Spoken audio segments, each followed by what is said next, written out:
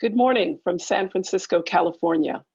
Welcome to the annual Spring Symposium of the graduate program in Visual and Critical Studies, called VCS for short.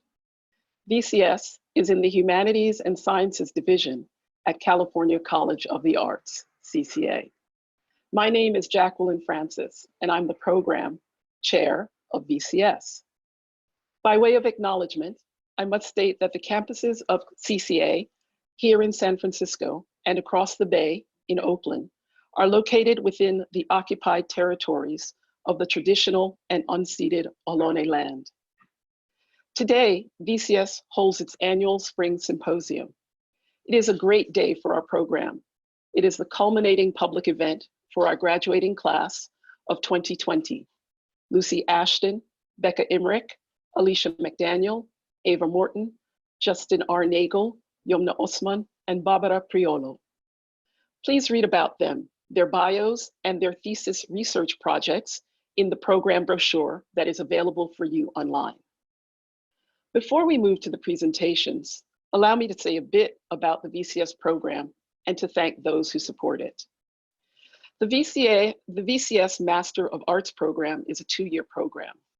For students who are interested in earning a second terminal master's degree in writing, fine arts, and curatorial practice at CCA, there is the option of a 3-year program. Working with our dynamic faculty, VCS students take seminars in philosophy, art history, and visual culture, and in theories of identity, place, and of modes of perception. The coursework builds skills in research and advances the strategies of presenting one's discovery to all kinds of audiences. Toward these ends, students complete a 30-page master's thesis. They also write a shorter 2,500-word essay based on the thesis and published in our Sightlines journal. They produce a thesis exhibition poster, and you'll see these today during panel introductions and during the breaks. Lastly, they publicly present their research at an annual Spring Symposium. In sum, VCS training prepares them for careers in the arts and in the cultural industry at large. In VCS, we thank CCA President Stephen Beal, Provost Tammy Ray Carlin, and Dean of the Humanities and Sciences Division, Tina Takamoto. We thank them for their leadership and for standing up for humanities education. I must give special recognition to Mike Rothfeld, Director of Academic Administration for Humanities and Sciences, and Sean J. West, Senior Manager of Academic Programs. VCS also thanks all of the staff administrators and facility workers who help us get our work done. Last but not least, I thank all of my CCA faculty colleagues, and in particular those who advised this year's graduating cohort.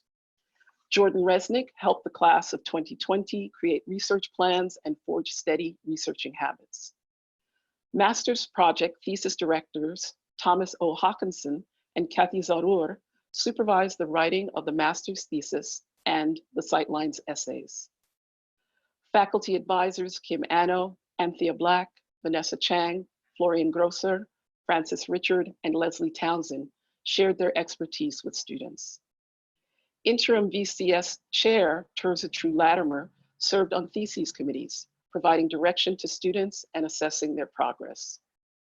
Today, we are supported in the Zoom livecast by aforementioned Sean J. West and by our colleague in Creative and Instructional Technologies, Michael Carlson.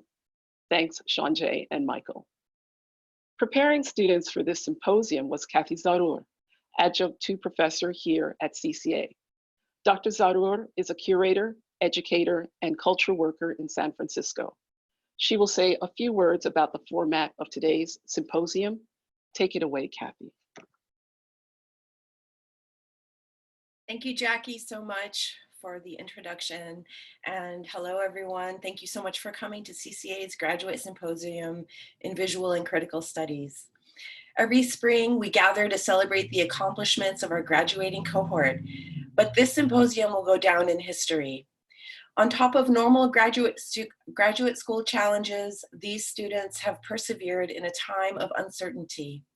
In fact, they've gone beyond perseverance and excelled.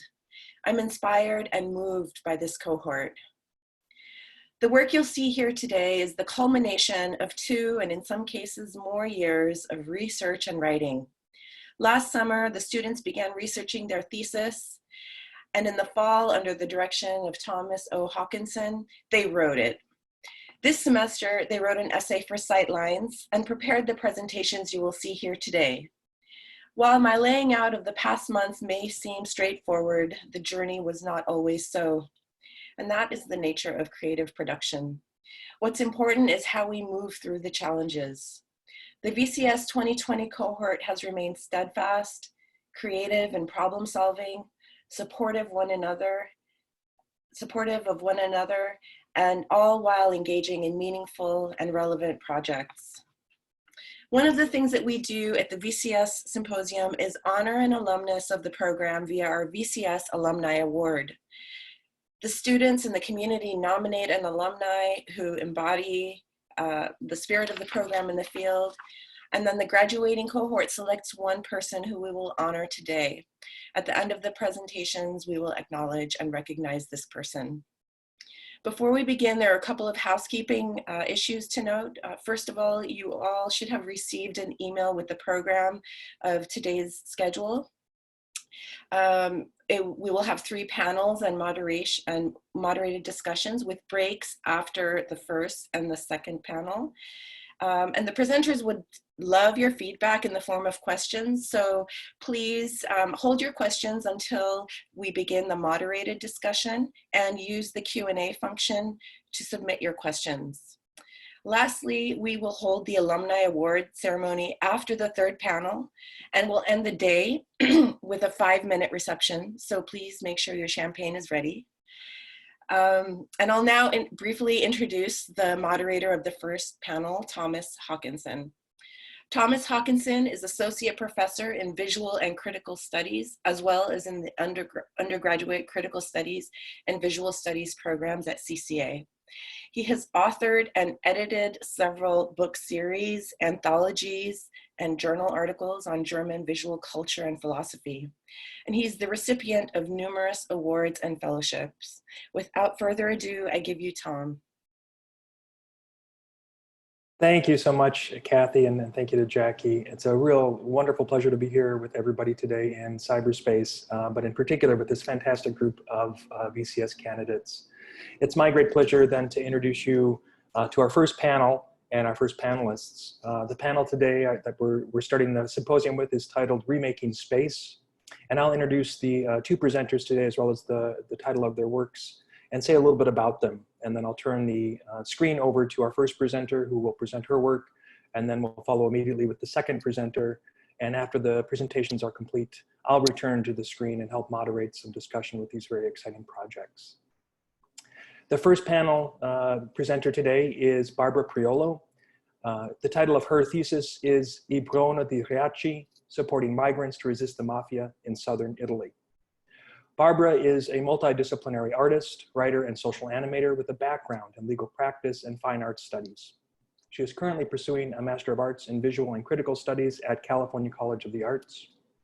Her research interest is the intersection between visual culture, contemporary art, and the capitalist system, with a focus on its impact on oppressed and marginalized communities. She is the founder of the nonprofit cultural organization, Fuori Posto, whose principal aim is to support and promote local artists within underdeveloped cultural context in Southern Italy. In her artistic practice, Barbara alternates ink drawings with mixed media installations of ready-made and found objects, often referencing her Calabrian origins. Her thesis advisory committee is comprised of myself, Chirs Latimer, Jackie Francis, and Florian Grosser. Our second presenter today is Ava Morton. The title of Ava's thesis is The Unkempt Uh. Ava Morton is an interdisciplinary artist and writer from Houston, Texas. She received a Bachelor of Arts in Fine Arts and in Biological Anthropology from the University of California in Santa Barbara. Barbara's writing and artistic practices are entwined and often focus on recontextualization, subversion, and affect.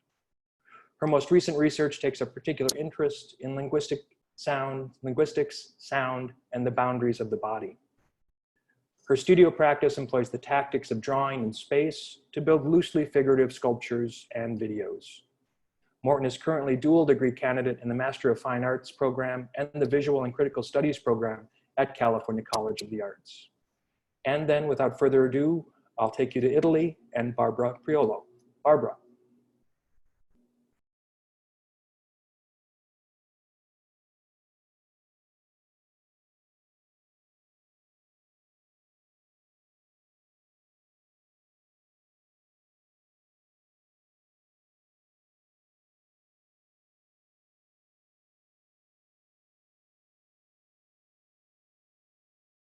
Hello, everyone. Thank you so much, Tom.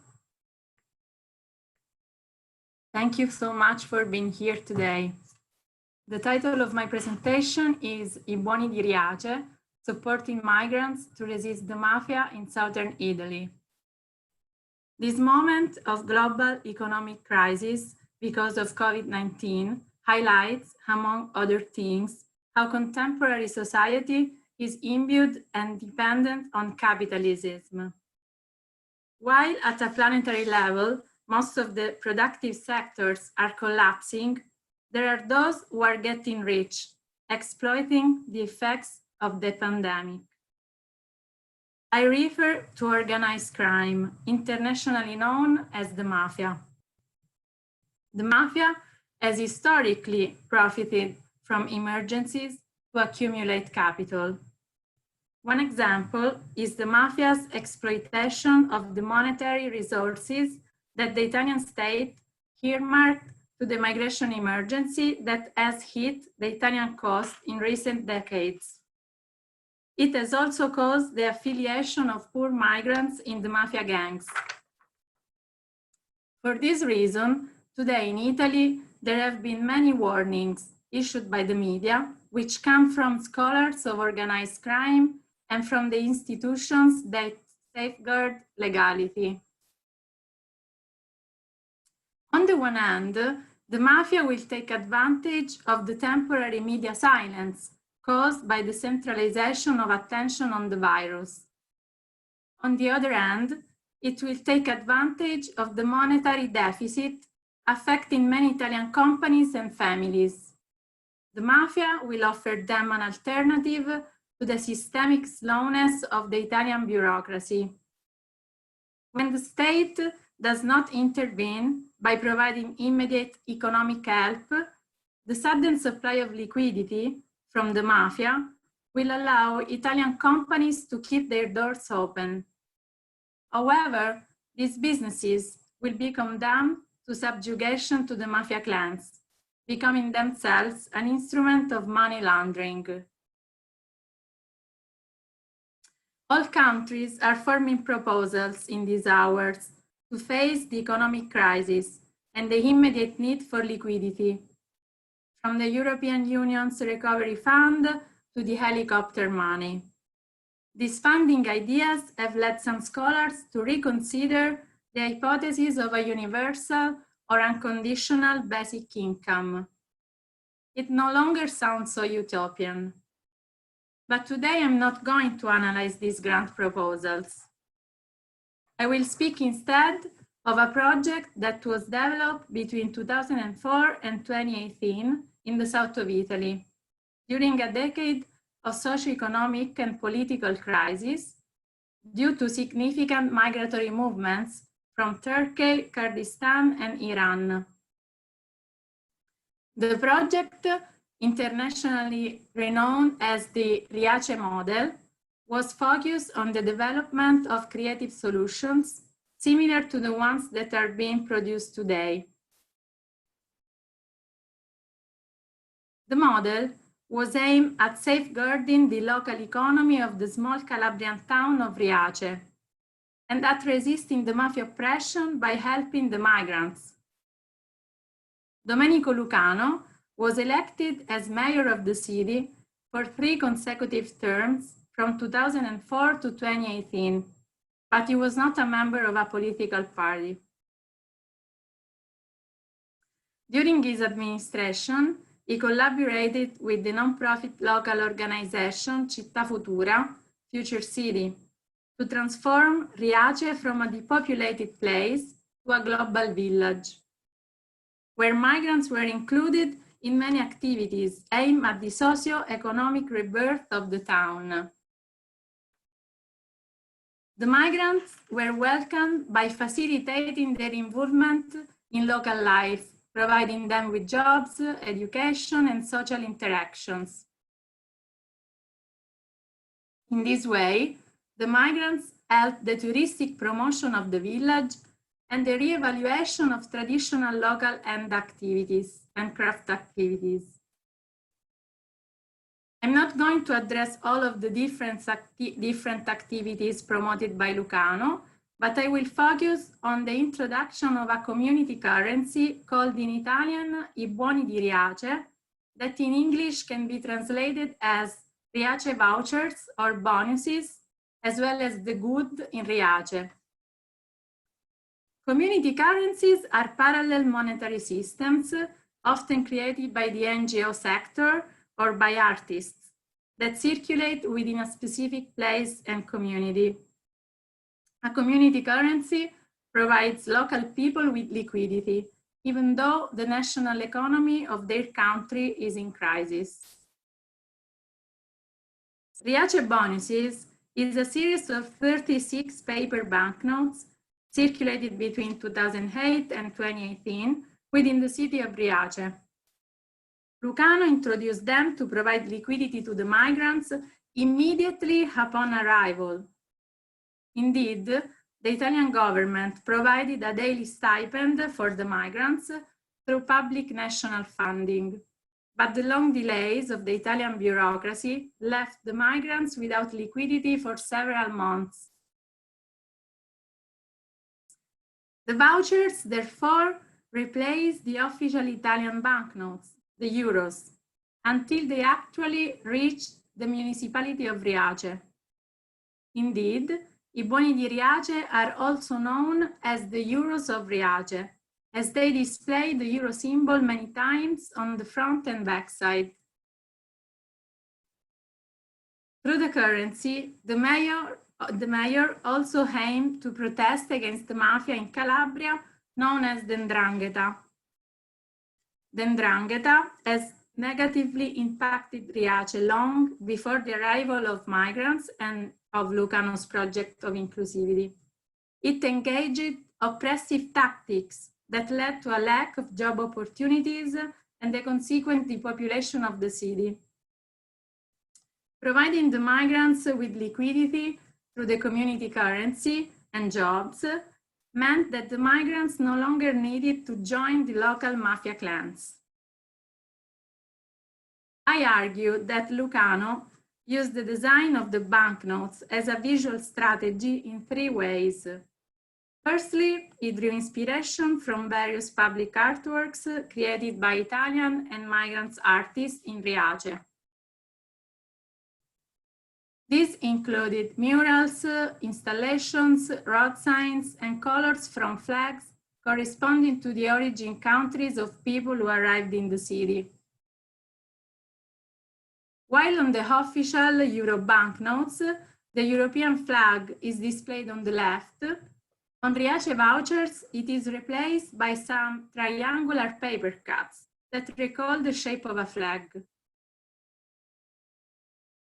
These irregular paper cuttings are the reproduction of an artwork installed in Riace by the immigrant Uruguayan artist Coco Cano.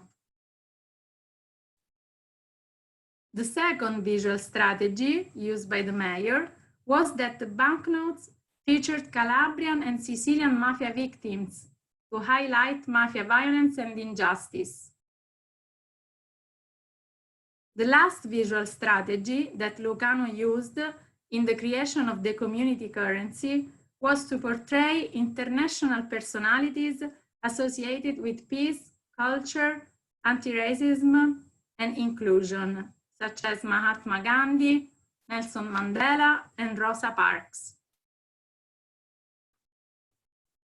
Lucano's project of inclusivity has been heavily criticized and put at risk by both mafia threats and anti-immigrant policies. In 2018, Lucano was accused of fraud in the management of the migratory emergency. The public funding to Riace's migrants was banned, as well as the Riace bonuses. The legal trial is still in progress, yet most of the accusations against the mayor are falling apart. But the migrants remain with no money or jobs, and the local merchants in Riace, who had appreciated the introduction of the vouchers even more than the migrants, have not been reimbursed. Though I Buoni di Riace was a temporary experience, it represented a third way compared to the bureaucratic approach of the Italian state and to the mafia criminal approach based on intimidation, violence, and capitalist enrichment. The community currency represented the appropriation of money, the principal capitalist tool, through the use of evocative visual references.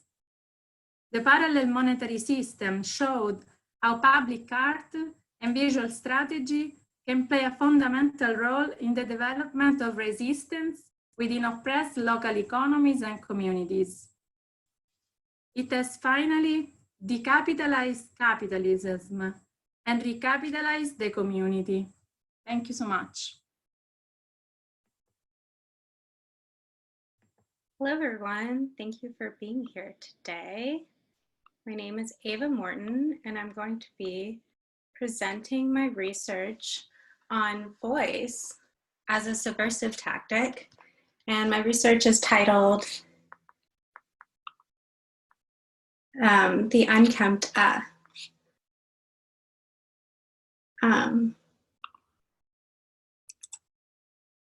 One moment.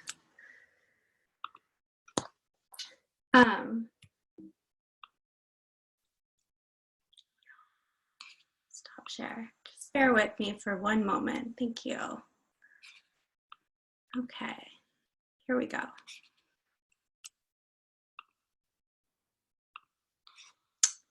Okay.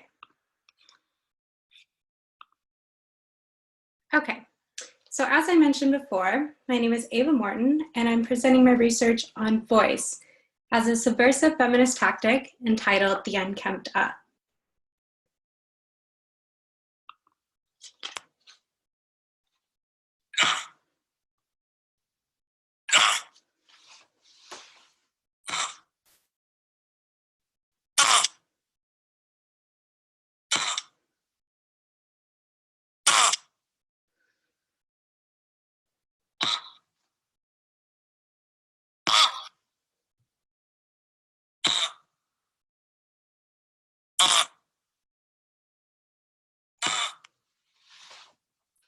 Heard through this video, documenting the multimedia installation A Landscape by contemporary conceptual artist Nikita Gale as the utterance a vocal expression of confusion. The utterance creates a gap in conversation and breeds doubt in both the speakers and audience. Hesitation is seen as inefficient, time that is considered wasted within the logic of contemporary neoliberal American culture. So when one hears or speaks the utterance it is seen as impolite. However, my research challenges this evaluation of in order to examine the latent power of this unkempt utterance. I propose that the artist's use of stands as a feminist critique of patriarchal American national identity, subverting the logic of speed and efficiency by foregrounding uncertainty, doubt, and generative entropy. Furthermore, I would like to frame my discussion of landscape with Nikita Gale's voice. In an interview with Jennifer S. Lee, Nikita Gale stated, "My name is Nikita Gale D." She said, her voice abruptly cut off by a loud buzz, creating a dramatic vacuum where her name would have been spoken. She continued, "The people who know my legal last name are government officials, administrators of capital and management, the same system that authorized colonizers to conflate mechanisms of ownership with mechanisms of genealogy," end quote.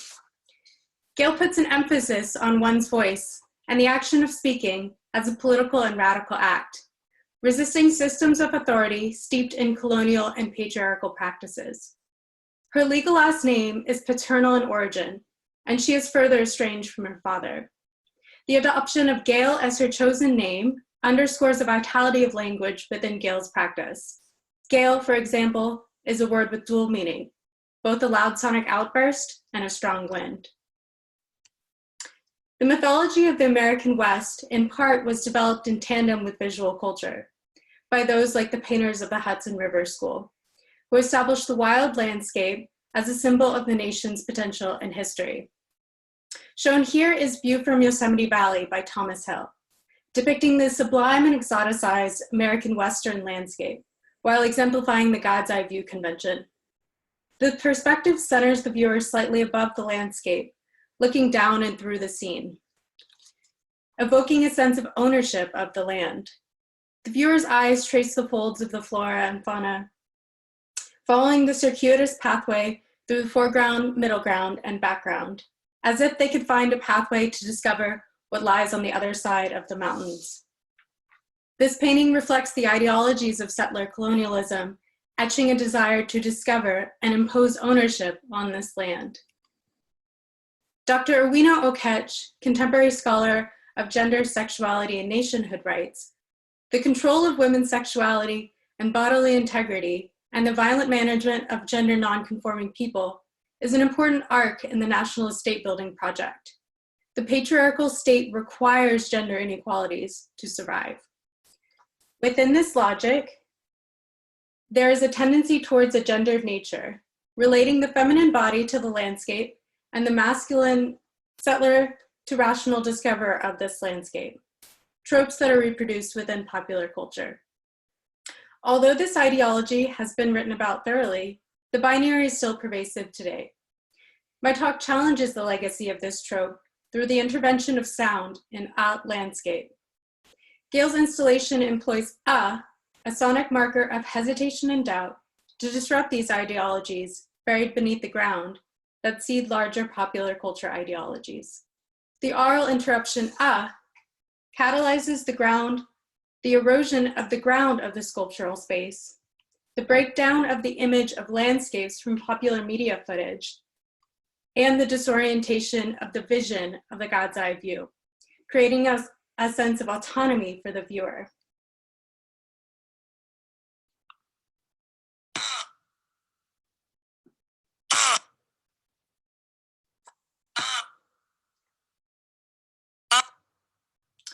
As you can see from this clip, creates an impact on the surface of the sand particles, etching a moment of intervention into its material history.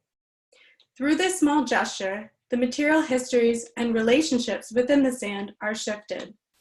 The interaction between the vibrations and the sand transforms the ground of the sculptural space in small increments. Michelle M. Wright's understanding of generative entropy can be ascribed to the way in which Gail creatively unmakes the ground of the sculptural space as it forges new marks on the sand particles. Quote, "The present is a point on a timeline. Now is a dispersed field of events. And we know, of course, that space-time does not move forward. If anything, it moves outward. The universe is expanding. Entropy is not just destruction and collapse. It is a tree growing, a woman aging, a piece of coal becoming a diamond, and the particles that comprise all matter growing less tightly bound, looser, and more chaotic." As a disruption, can unmake narratives of hegemonic power by triggering doubt and indeterminacy. The sand shifts and is eroded by the sonic vibration, as the foundation of patriarchal histories erode when they are questioned. Gail uses sand in the installation to show how the once stable ground of her constructed landscape can be altered through the aural intervention of Like the sculptural components in the installation, Gail's video uses the logic of generative entropy as framed by Wright and relies on the breakdown of materials in order to grow into a different form. Shown here is a comparison between a still from Gail's video and View from Yosemite Valley by Thomas Hill. The found footage in the video resembles the ideals depicted in the paintings of the Hudson River School. The resemblance is remarkable. Both compositions look downward into the Yosemite Valley from a God's eye view perspective, which shows how this American imaginary seeps into depictions of landscapes in popular culture. However, Gale forms a narrative by switching between scenes of on-set destruction without a found footage to portray the entropic breakdown of the God's eye view through the sonic intervention of as well as dark frames. Gale's decision to combine and interrupt these popular media clips relates to the implications of and its latent power. Moments before this clip is shown, a fireball approaches another landscape. The clip of the approaching fireball, preceding this familiar landscape, builds suspense for an implied total destruction of this mythology, an entropic shift to the once ordered image. Gale cuts shots of landscapes with and dark frames.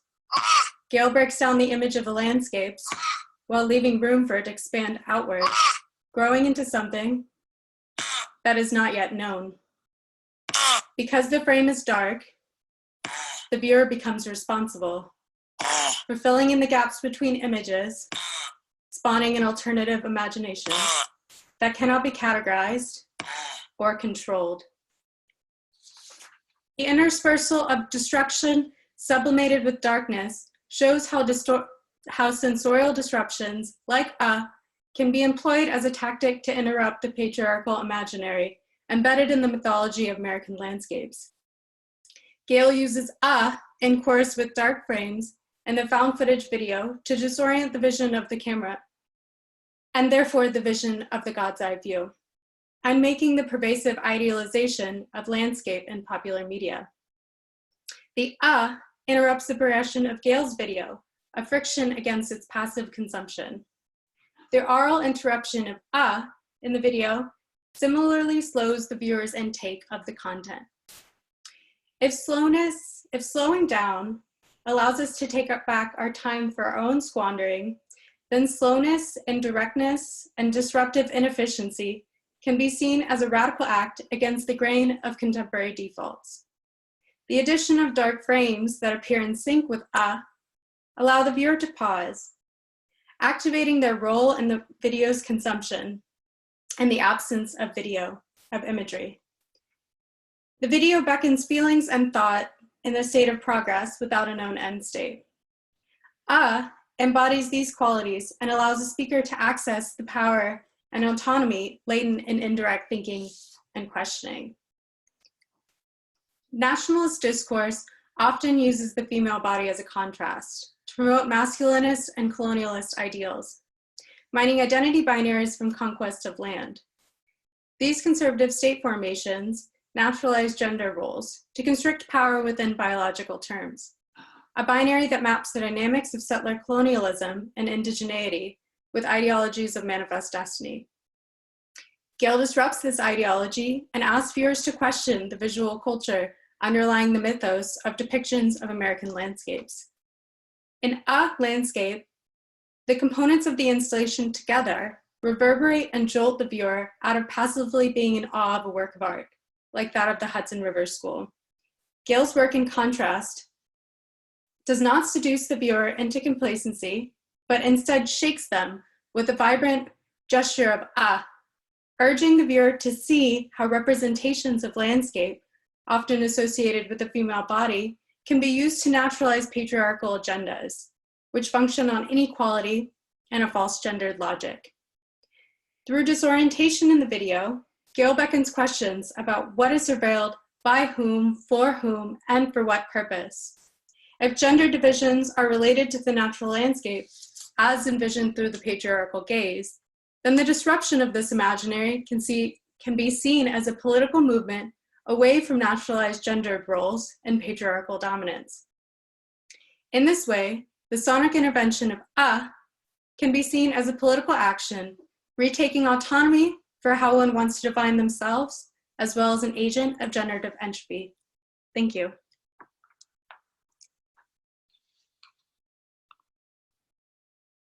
Right, Ava and Barbara, thank you so much for your wonderful presentations. And I apologize to the attendance, the audience in Cyberland, I guess there's a little bit of clicking that was happening in the background. I think it was an audio error on my part when I did introductions, and I think we've resolved it, but apologies if that was disruptive for folks. So really wonderful presentations. We're gonna start with about a 20 or 30 minute question and answer session here now, across the many, many miles that you find our two presenters sharing their work with us here in cyberspace from. And if you have a question, per what Kathy said, introducing today's symposium, if you could post it in the question and answer box, which I can see on my screen, I'll moderate the discussion here for our panelists. And if there are quite a few questions, I'll try to get through as many as possible. And I'll also mention your name unless you explicitly ask me not to include your name in your question for whatever reason. With that said, maybe I'll start with the first question. I think this is such a fantastic panel to begin with, especially in this very unusual context we're living through right now. Certainly the title makes a lot of sense given the work, Barbara, you and Ava are doing, Remaking Space. You're both looking at spatial practices, artistic practices that engage particular locations, either very particular geographic spots, Barbara in your case, and Ava in your case, very conceptual ideas of space and place. And one of the things that came up in my thinking as you all were discussing your work is the concept of danger, and how for all of us right now, space itself is a dangerous thing. We have to have social distancing, create spaces between us. So I was just wondering if you each could say a little bit more about danger and the kind of dangers you're addressing in your projects, and whatever way that makes the most sense for you to address. Maybe we'll start with Barbara and then go to Ava. Thank you so much for your question, Tom. So as I said at the beginning of my presentation, the project of Riace, unfortunately, is suspended now. So I think that it was in danger also before the actual situation. But in general, in this moment, for sure, the danger of mafia exploitation of and speculations of the COVID emergency, it's a really big danger. And also more specifically, the situation of the migrants will be difficult right now because for sure there will be a more restrictive approach to the reception of the migrants. So in these days, they are they have already been exploited as an excuse from the regional governments in Italy to go against the national decisions about opening or not opening the businesses in this COVID situation. So.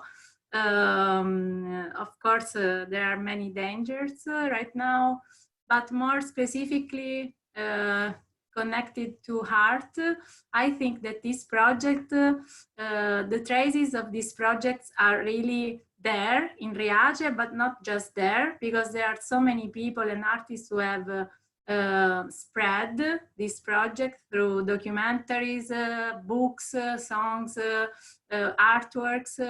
So I'm optimistic that our global community will keep this project growing.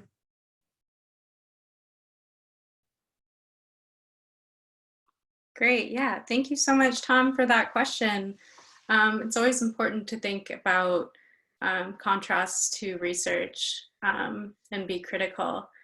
I think given the time period now and thinking through cognitive dissonance and also working with subject matter involving indeterminacy and this kind of in between or a reaction against, I think that it's important to make a distinction between cognitive dissonance and criticality.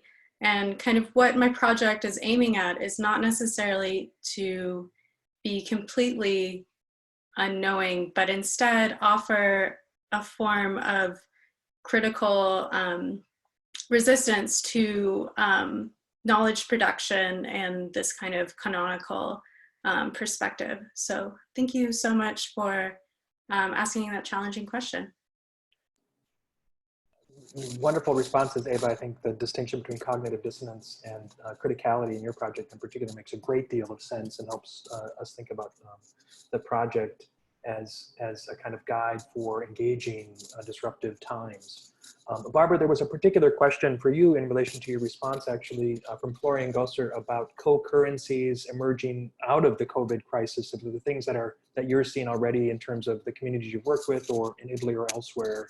Are folks starting to engage something like a co-currency in response to the COVID pandemic?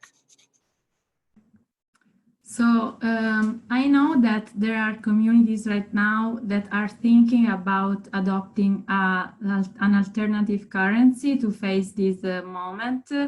But in general, during my research, I came across many other cases of local currencies that were not just artistic interventions, but also real community currencies. And one particular case was one particular artistic case, the one I've addressed in my thesis, which was the local currency pesos y Puerto Rico, that was adopted as an artwork for a temporary period in Puerto Rico.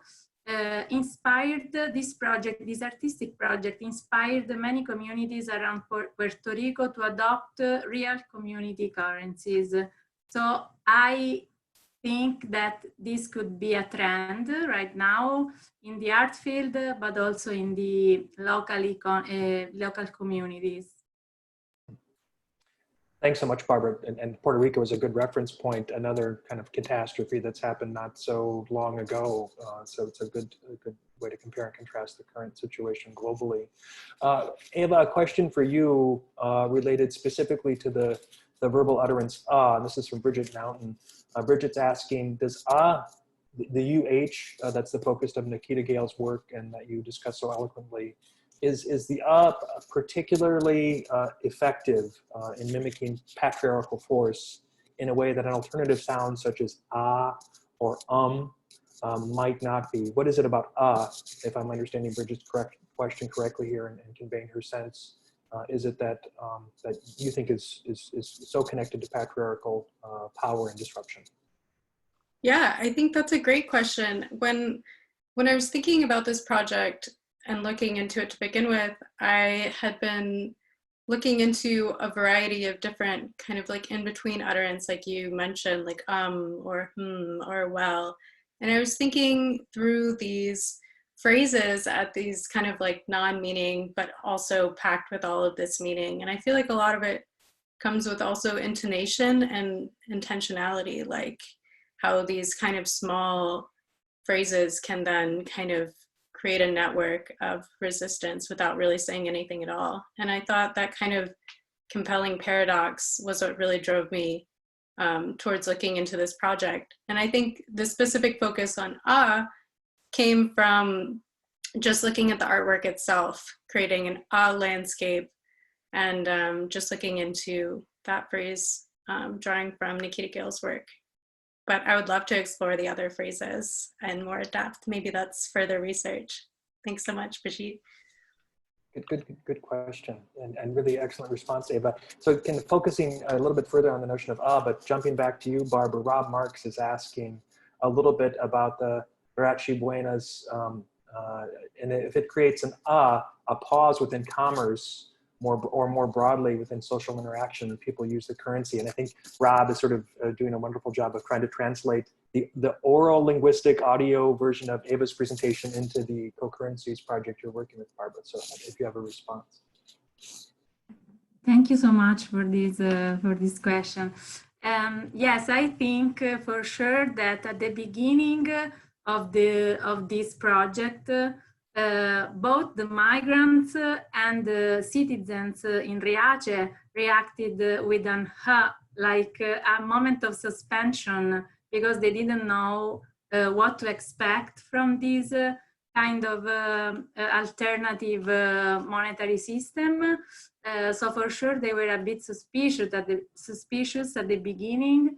And I think that from some interviews that I've heard, the migrants were a bit more suspicious than the citizens at the end, after that time of suspension, because the bonuses were not a national intervention, they were a local intervention, and so there was not a law, a national and global law to regulate the use of them, the value to give to them. So for sure, the sound of Ava's project can be really linked to the situation with the bonuses in Riace. It's a great connection, Barbara, and a great way to think through the locality and the localness of the project you're working on, and then maybe some broader implications outside of those local contexts. Francis Richards has a question for both of you that maybe connects a little bit, Barbara, to what you just said, and maybe we can start with Ava in the response here. Francis is asking if you could each talk briefly about key forerunners or touchstones, precedents for your projects. That is, how maybe the ideas that have been articulated, as you noted, Barbara, in your project, how they are localized in a particular way. Are there precedents or forerunners or touchstones that you each see to your projects? And Ava, maybe you can start first with the response. Yeah, so in terms of, just to clarify, you mean like a touchstone as like an inspiration point, or? Yeah, Francis gives a nice range, and I'm sort of narrowing Francis's scope down here. She says scholarships, artworks, or movements, etc. So any broadly defined, I think, a forerunner. I see. Great. Thank you so much for that clarification, and thank you, Francis, for your question. It's interesting because, you know, for this presentation, I narrowed my research quite a bit, as my colleagues have as well, but my interest in Nikita Gale's work was, of course, with these kind of interest in these phrases, but also partially with kind of the erotic and abject notions that I don't really go into in the symposium and sightlines. But I was looking a lot into eval and boys and the formless as maybe as this like pulsating, really physical, bodily momentum that had all of this potential energy bound up in it. So that was partially another reason, maybe a touchstone, that then developed into later an analysis of specifically language, but still holding some of those maybe like abject or feminist qualities embedded in the research as it developed. Thank you so much. So in my case, I was inspired, but I was really curious about a project, an art project that I discovered during a VCS forum speaker last year, where two Swiss artists showed us their project about an alternative currency, which was called the Marback, that they try to insert to adopt in the German city of Marbach. So these two artists, they created this coin, which was really similar to the euro, but they sort of appropriated the culture of Marbach, using the figure of a sculpture of a famous warrior of Marbach to put it on the coin, but they put two warriors on it that were the representation of themselves. And so it was really interesting because I found it also really problematic, as my classmates and colleagues said about this project. And I was so curious about these intersections between artists and their interest right now on the money and on the capitalist system. Of course, it's not a new thing. I mean, we can talk about Andy Warhol and all these artists of the past, from the past, who has deal before with money. And so I started from that project, I was in Marbach, and I talked to the people of Marbach, the citizens, and how they reacted to this project. And then I really started to research more about artistic interventions, about community currencies, and also, of course, all the philosophers who are dealing with capitalism, the criticism of capitalism. Fantastic. Thank you so much to both of you for sharing some precedents along the lines of what Francis Richard was asking. Forerunners, other artists that have inspired the work, and really great to see it. Marbach, I know well. I visited Marbach, so it's really great to hear about that connection. Kira Dominguez-Hiltern has a really good question. We've talked about the local significance of your projects. We've talked about forerunners, people that artists or other community-based projects that have inspired some of the work that you've analyzed.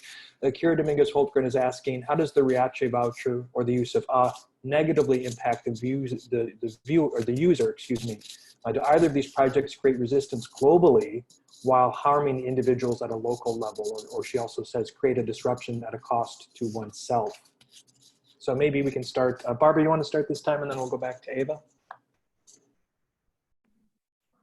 Yes, for sure. It was not like the perfect project. It has had also negative aspects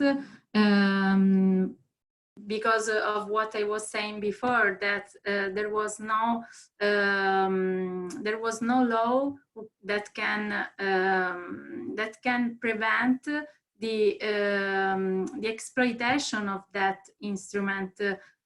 So for sure, on the one hand, the migrants said that some people in Riace use the bonuses, putting them a value that was not the one told by the municipality. So for example, €1 was the same as one Riace bonus, but they did not do like that. And so, of course, the migrants complained about this. And on the other hand, also the merchants in Riace, they remained, they was not reimbursed when the project finished. So, of course, there are many problematic and critical aspects of the project.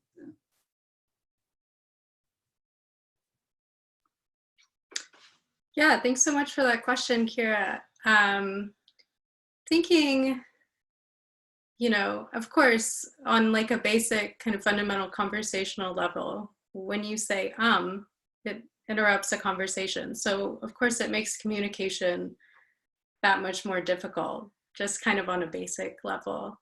But with the individual, that's an interesting way to think about how it sacrifices the individual. And I would argue that actually, in terms of this project, I didn't go quite into the text as much in this presentation, but the text of the artwork really shows the dynamics within you know, it says, you know, a sonic interruption, a paroxysm, a sudden burst of emotion, all of these kind of like variations within the phrase that can actually give like an individual on an individual level their own kind of intonation and spontaneity that I think on an individual basis gives creates like an autonomy to kind of spring forth.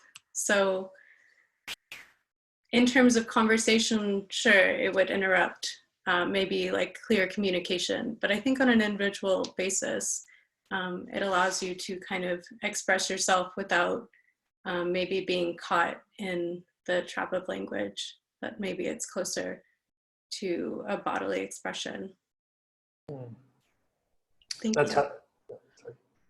Super helpful, Ava, and this is sort of taking a 180-degree turn and maybe starting, this is a question for you specifically, Ava, and it has to do with the materiality of the project rather than thinking, and by that I don't mean the impact on the individual is not material, but the actual physical material used in Gail's work, and the sand in particular. Daniel Thomas is asking, you know, he's been thinking about the ways in which the sound waves from the speaker in Gail's installation unsettle the sand, making it separate and bounce. And how do you, Ava, read the sand in the installation in relation to the soil in the Hudson River School landscapes? So there's a kind of material intervention in terms of the sculptural pieces you're looking at, but then also the painterly representation of the soil in the Hudson River landscapes. Has this been a relevant thread in your research? So just a question from Daniel. Great, Daniel, thank you so much. I haven't gone into so much the soil in the Hudson River school painting, as I'm kind of using that as a contrast and this like imaginary landscape, maybe that Thomas Hill isn't taking the soil into consideration, that this is an ideation of this landscape. However, in Nikita Gale's work, I'm very interested in the sand. I actually spent a very long time researching the materiality of sand itself. And each, there are all these different like micro environments of different sand particles. It's like a conglomeration of all of these different shapes and sizes. And it tells like the health of the ecosystem based on like what shell fragments or rocks or sediment, and all of these things are bound up in the sand itself and their physical makeup. And so part of my argument and that is that the RL interruption is imprinting onto the sand particles in the installation in small increments. So it's changing the history of the sand particles as well as its like physical makeup. So on a very physical basis, the sand is like an integral part to how the landscape is shaped. And this vibration impacts upon that on the sand particles themselves. So thank you so much for that question, the opportunity to talk more about sand, because I really find it fascinating. And I agree, Ava, the way you describe it, I never even thought about sand. It comes in my mind as just a homogeneous mass of little tiny particles, but the way you described it is fascinating to think about the relationship to the ecosystem and also the diversity within sand, broadly defined as really, and thinking about what sand represents, what's left behind from something that existed before. Maybe that makes a nice segue to a question for Barbara that's come from Eduardo Pineda about what remains, and specifically with respect to the Riace project. Eduardo asks, does anything remain in Riace from the experimental period? Organizations, informal groups, community routines of some sort? Anything left in Riace? Thank you so much, Eduardo. Yes, of course, there are many communities and local organizations that are trying to keep the project alive, but of course the bonuses are not there anymore.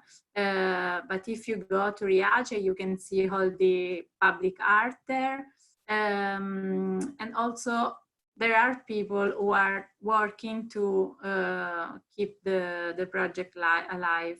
But at the same time, right now everything is suspended, and so it's really hard to, many people say that going to Riace right now, it's a bit sad, because there was really a really interesting community there, formed by many people from all over the world.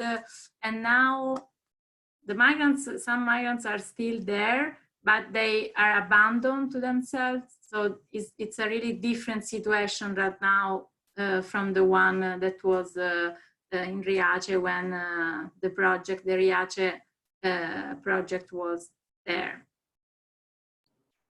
Super helpful, Barbara, thank you so much. So we do have just a few minutes left for questions, and I know we've got a couple in queue. I'll ask Barbara you one from our queue, and then Ava one specifically for you as well. But if folks do want to post questions, the event is being recorded, and I'm sure Barbara and Ava would appreciate any additional questions that we don't get to today. You can type them into the Q&A box, that they'll receive those questions in the recorded format that they can view later and potentially respond later. So Barbara, going to go back to you then, talking specifically about Riace again, and then the transition going from the local to the back to the global in this case. Jose Condemi is asking about that coming from and now being back in Calabria, has your experience of living in the US changed or newly informed the way you see art or the place of art in social activism? Thank you for this question. Yes, of course, I mean, in this project and in this research, my Calabrian origins were central, but I'm happy to research now this project with different eyes and with more critical eyes, thanks to my experience in California. And for sure, this experience changed my life because I found motivation. I was inspired by the art context, the artistic context in San Francisco, and I founded a nonprofit organization called Fuori Posto that I hope that can help the local culture in Calabria to grow, specifically contemporary arts, because of course in Calabria, the art field is more focused on traditional artworks because we have a huge tradition of Greek artworks. But I really hope that contemporary art can get to Calabria and Calabrian people. So for sure, I was inspired by the Californian artistic context. It's helpful to know, Barbara, and hopefully we get you back here soon. And then the last question, maybe I'll ask, I know we're getting kind of low on time, and I know there are a number of questions that I haven't been able to share with Barbara and Ava, but really appreciate those questions.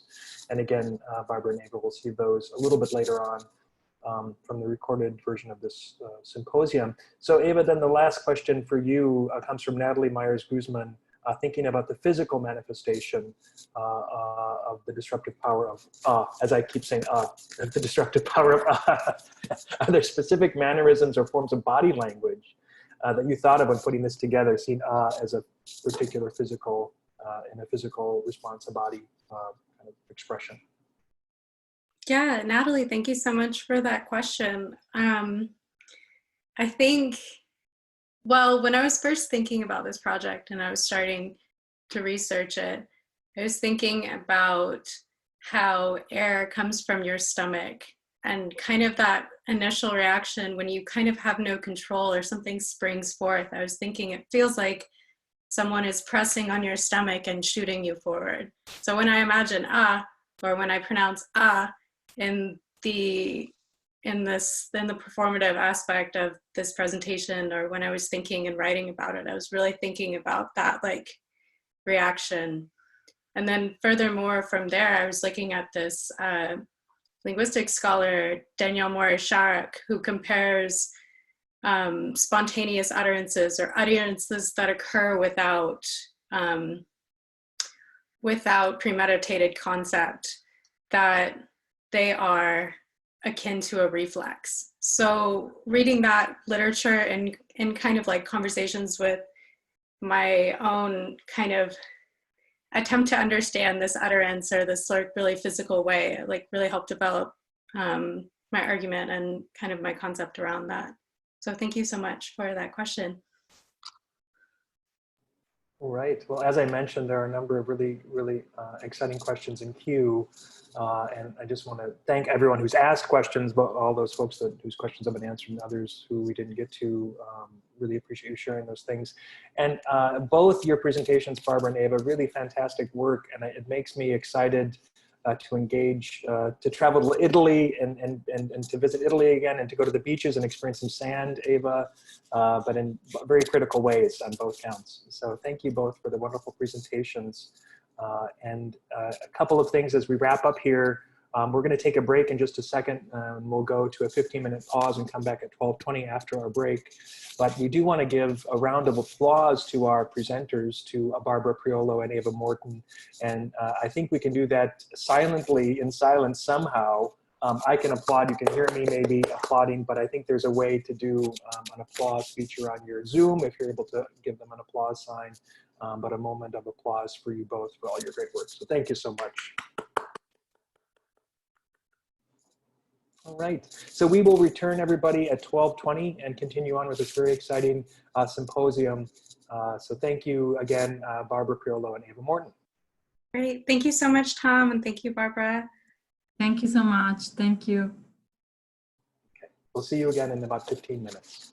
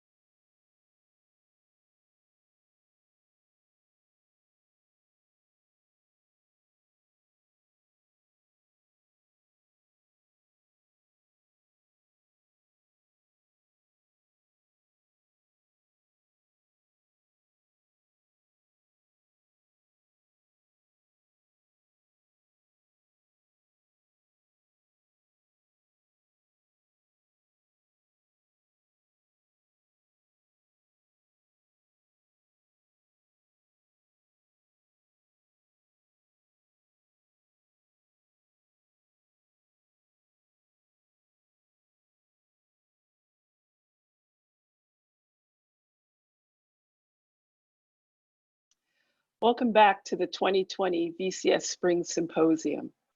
Today's second panel is titled Objecting, Embodying, Revising.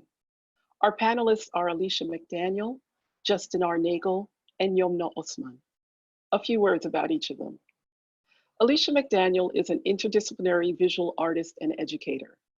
Her image-making practice is multifaceted and experimental as she works within the realms of installation, painting, sculpture, bookmaking, and video. Her work originates within her family's experiences with racial profiling, skin privilege, and assimilation. She earned her BA in studio art at Mills College and her MFA from CCA, where she is completing an MA in Visual and Critical Studies.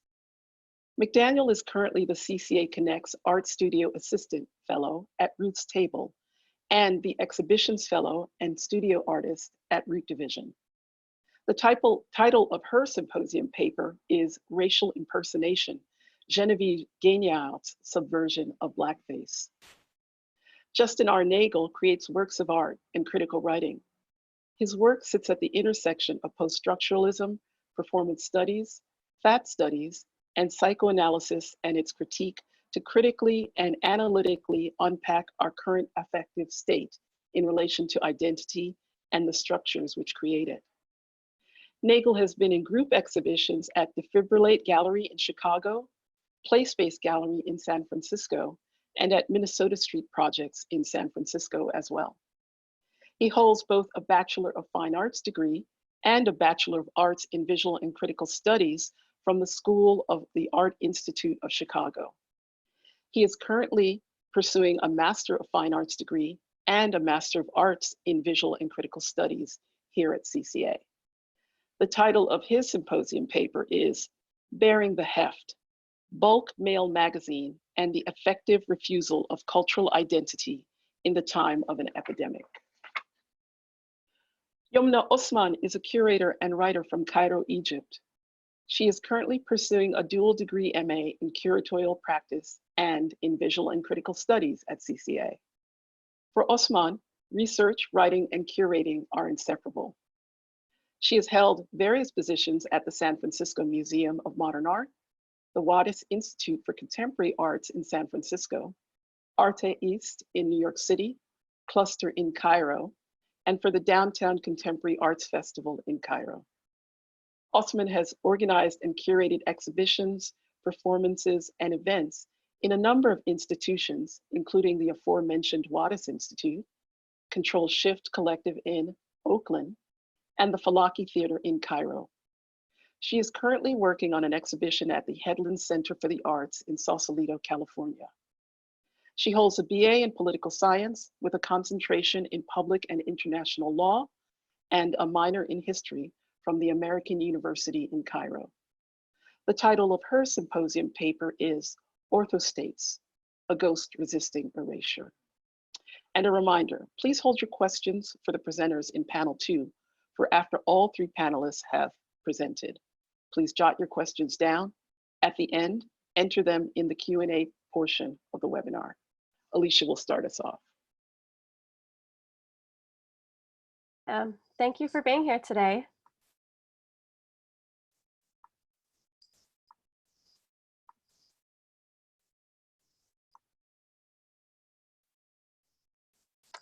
My name is Alicia McDaniel, and this is my presentation on racial impersonation. I want to provide a trigger warning, as several of the images I will be showing are racially insensitive. In this project, I consider the work of contemporary artist Genevieve Gaignard.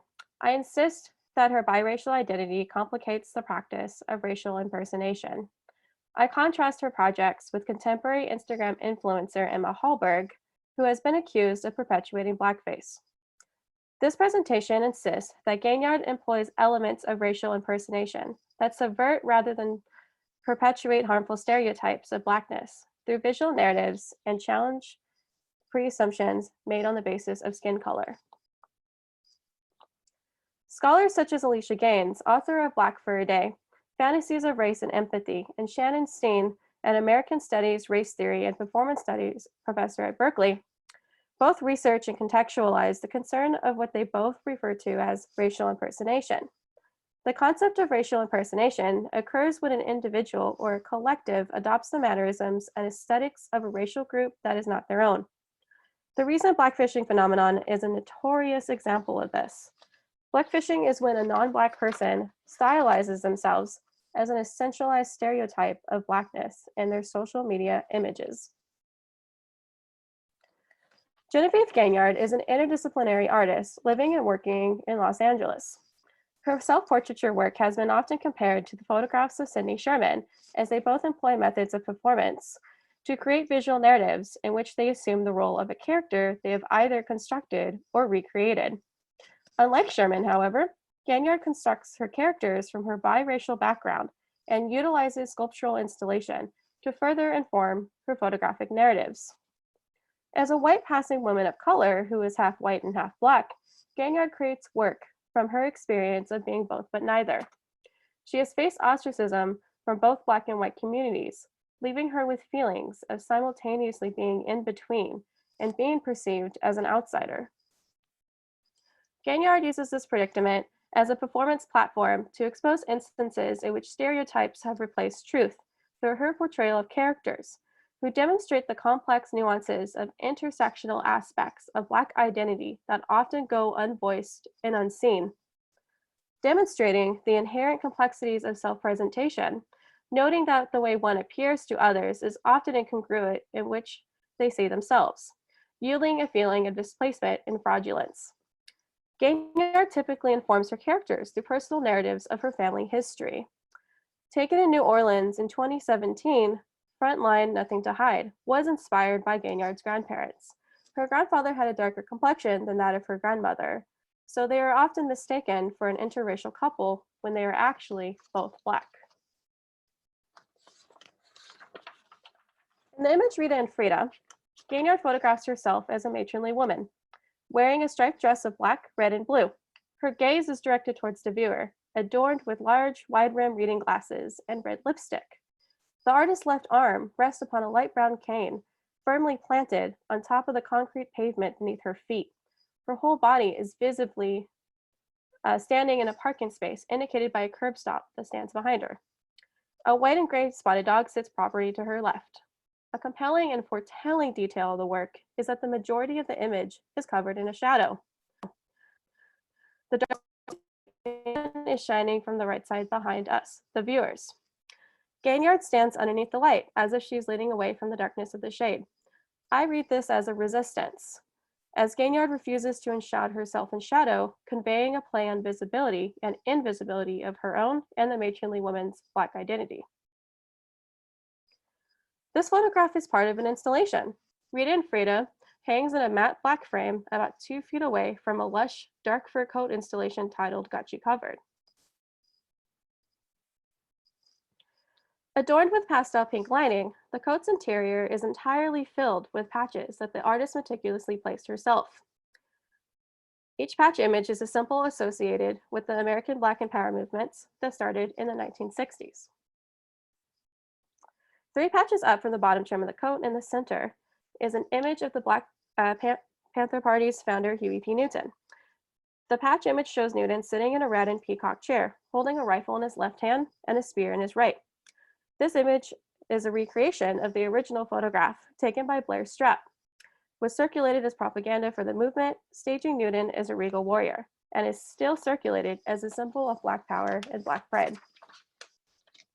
Above that is the largest, most extravagant patch of a red heart, constructed by a green and white tribal patterned snake, and arrows resting downward on top of the heart, with a Black Panther head at its core. The heart conveys pride and allegiance. The snake and arrows allude to African ancestral origins through their cultural symbolism and associations. On both sides of the heart are an assortment of buttons that are adorned with images of other influential Black activists, such as Angela Davis and Malcolm X.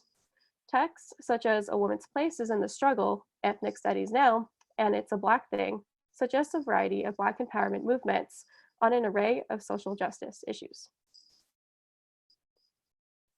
However, the jacket lining is comprised significantly of a variety of Black Panthers, Even the knob holding the top of the coat is of an open-mouthed Black Panther head in mid-roar, placing emphasis on this specific movement. In the image Frida and Rita, the woman Gaignard depicts is assumed by many to be white. However, after closer inspection, it becomes apparent that Got You Covered is the same coat that the matronly woman wears in the photograph, thus insinuating that the woman in the photograph is actually a Black woman who passes for white. As implied with the title, covered becomes synonymous with concealed. The most obvious implication of the matronly woman's identity lies within the brooch pin on the right side of the coat. An image of a white hand removing a mask of a white woman, revealing a Black Panther underneath. Together, these works expose the character's true racial identity to the viewer, who is then forced to come to terms with their preconceived assumptions about how Black identity is defined. This photograph's play on shadow mirrors this truth as Gaignard portrays a perm-haired woman who does not evoke any obvious signs of Blackness.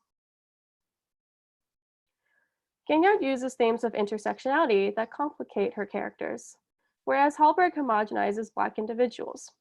In fleshing out the experiences of a variety of racialized individuals without darkening her skin, Gaignard encourages viewers to challenge their own assumptions on the basis of skin color.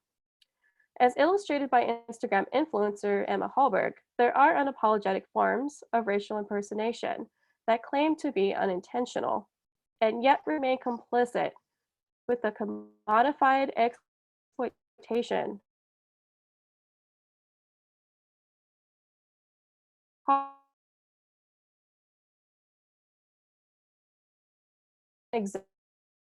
Blackness.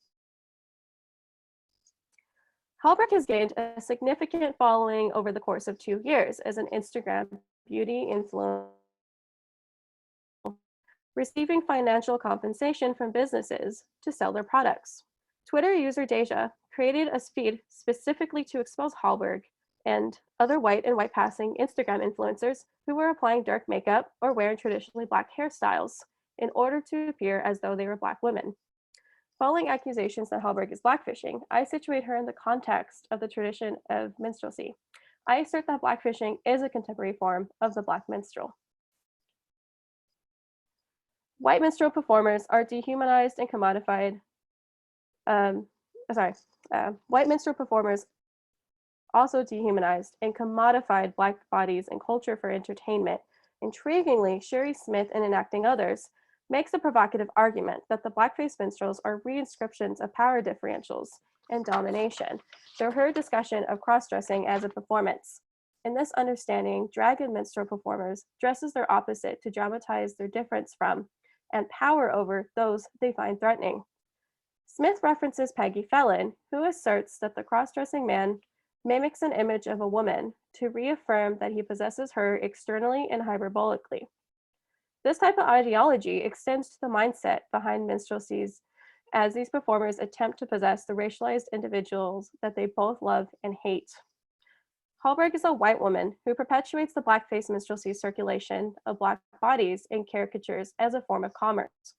Her Instagram account shows us that the minstrelsy is very much prominent today. We'll conclude by seeing recent work, which we made during the peak's fame.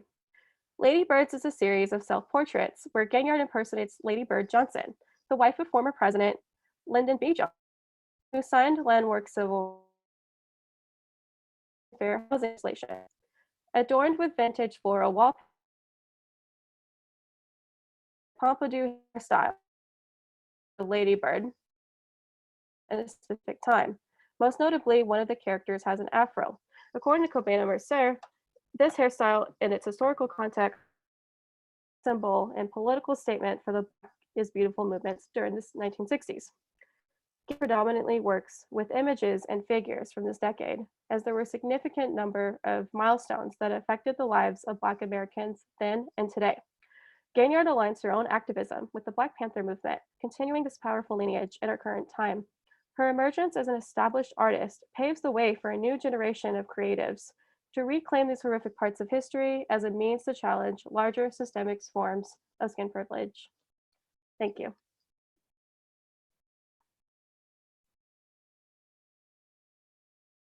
Hello.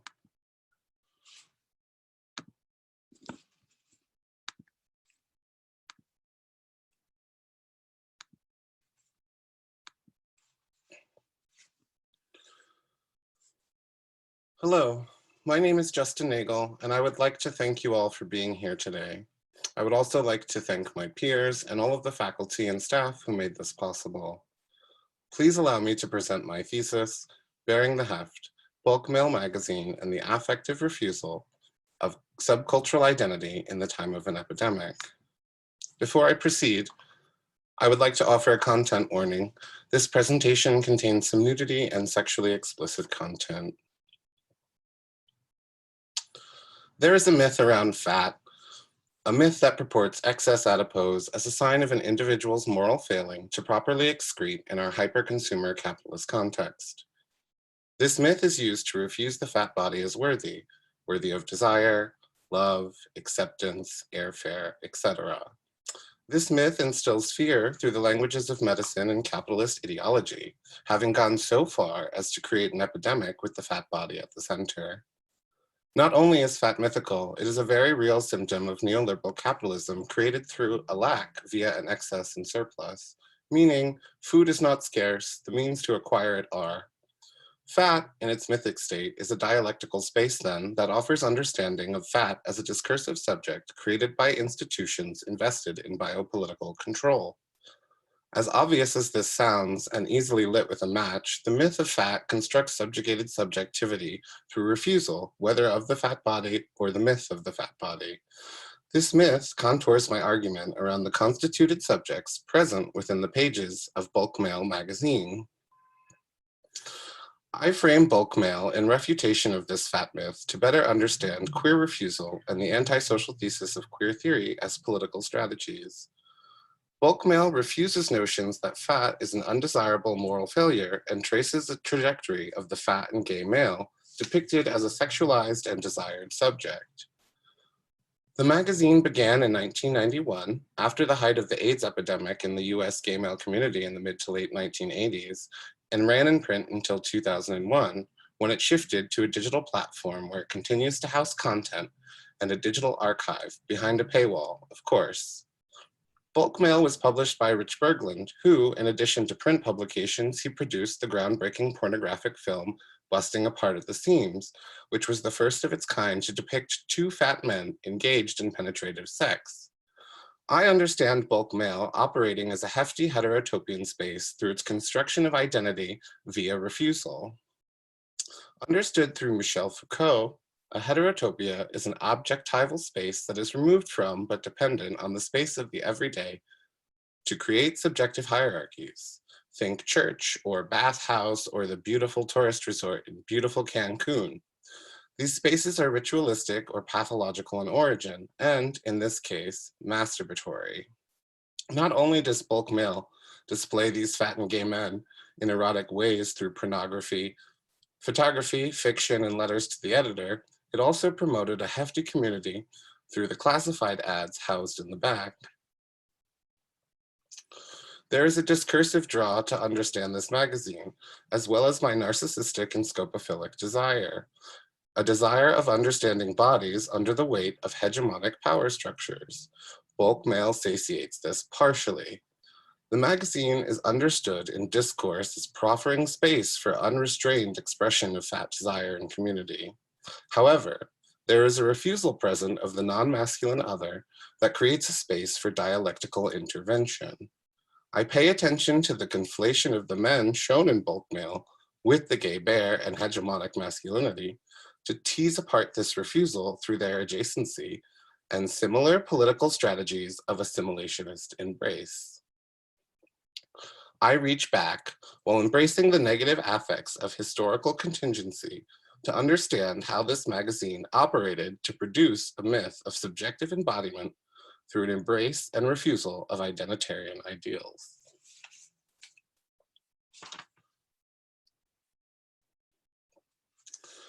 The image here is of the first issue of Bulk Mail magazine from November of 1991.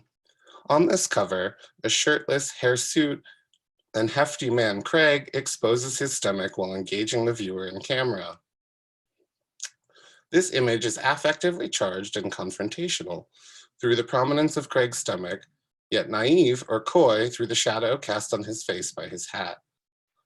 The red frame around this image operates discursively. Sociologist Abigail C. Sagway understands the frame as a discursive bounding box having material consequences through its exclusion.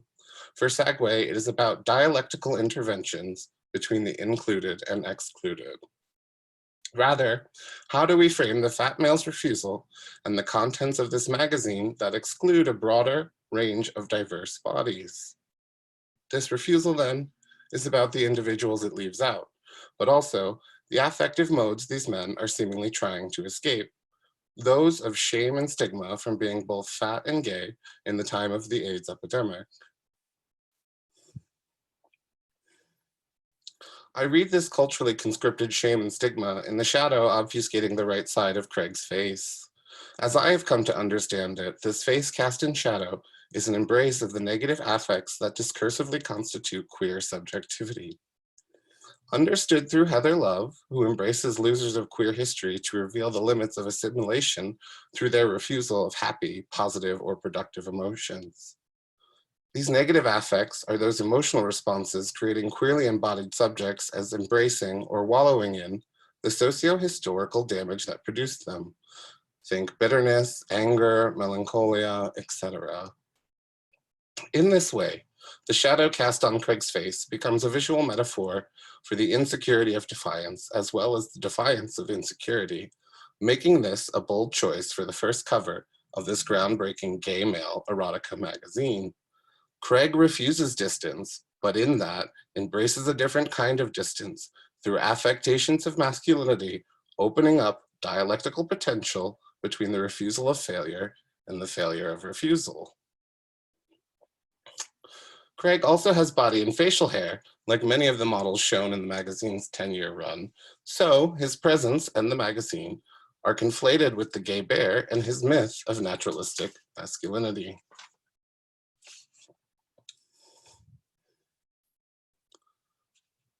The gay bear is a subject who is identified by his heft and body and facial hair. Some claim he is the older version of the 1970s gay clone. Others claim he is merely fat and hairy. And still, others assert his state of hirsute masculinity as natural, ordinary, or even regular. Hashtag bear movement. For social historian Les Wright, the bear is understood as an empty signifier tangled up in notions of renaturalization and hegemonic masculinity.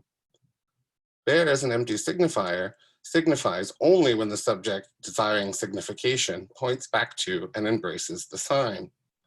This self-identifying and self-naming by the bear discursively embraces, if only loosely, the sign as and of bear. In this embrace of an assumed naturalness intrinsic to the bear body, contoured by social discourse mired in phallocentric hierarchies, refusal and failure are present. The bear is name, and if following the antisocial thesis of queer theory, naming one's identity is an embrace of discursive reproduction that refuses the possibility of an outside. Not only does he name himself in refusal of this potential or outside, the bear, and subsequently the men in bulk male, refuse the feminine and their homosexuality as contingent to shame and epidemic crises. Refusal of this variety is present with bulk male via an adjacency to the bear and similar signifying strategies of a refusing embrace.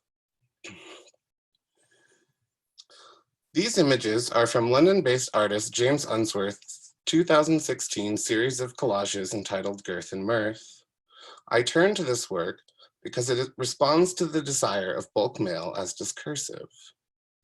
By using pages and imagery directly from the magazine, Unsworth remakes a historical moment and reframes it through exploiting the affective refusal so present within the magazine's pages.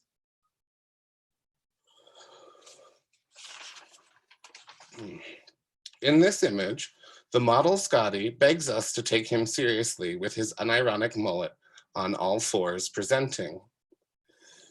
This is a strategy of camp that refuses the shame and stigma brought about through being a fat and gay man in a culture that really only values thinness. Unsworth, however, refuses this playful defiance through an addition of whole and halved figs that mimic the sensuous curves of Scotty's flesh and mucousy orifices. Not only a visual redundancy, these figs are a visual metaphor for the consumption of Scotty's body as an object of desire.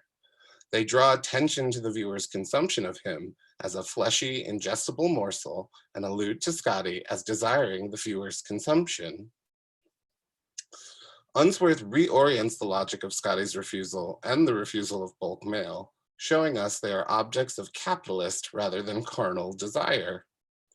However obvious this notion is through the magazine as commodity object, Unsworth makes this legible and asks us to question the curve of the body as object removed of agency through his fruity obfuscations.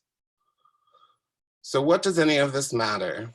It doesn't really. As stated at the outset, it is a self-seeking fulfillment of a researcher's desire to understand how power structures are discursively produced. I hope to gain a better understanding of what it means to refuse as a political strategy, in the sense of refusing what is discursively prescribed, but I found this refusal to have reifying consequences. By looking to the fat and gay men in bulk mail, this refusal of trauma and shame can be a success in building community, but a failure because that community reifies problematic notions of ascribed and embraced masculinity entangled with hierarchies of class and race. Maybe then what we can understand about bulk mail's defiance of cultural myths is an ethical dilemma of the drive and desire. Instead of destructive jouissance that seeks unattainable futurity, maybe the myth of the death drive can be understood as projecting a shattered self, refused and failing, onto the other in hopes of a figurative death to make room for new myths, which include those refused and diverse others. Thank you.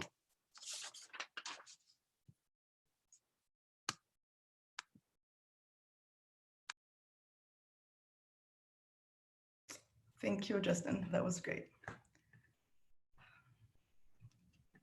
Okay.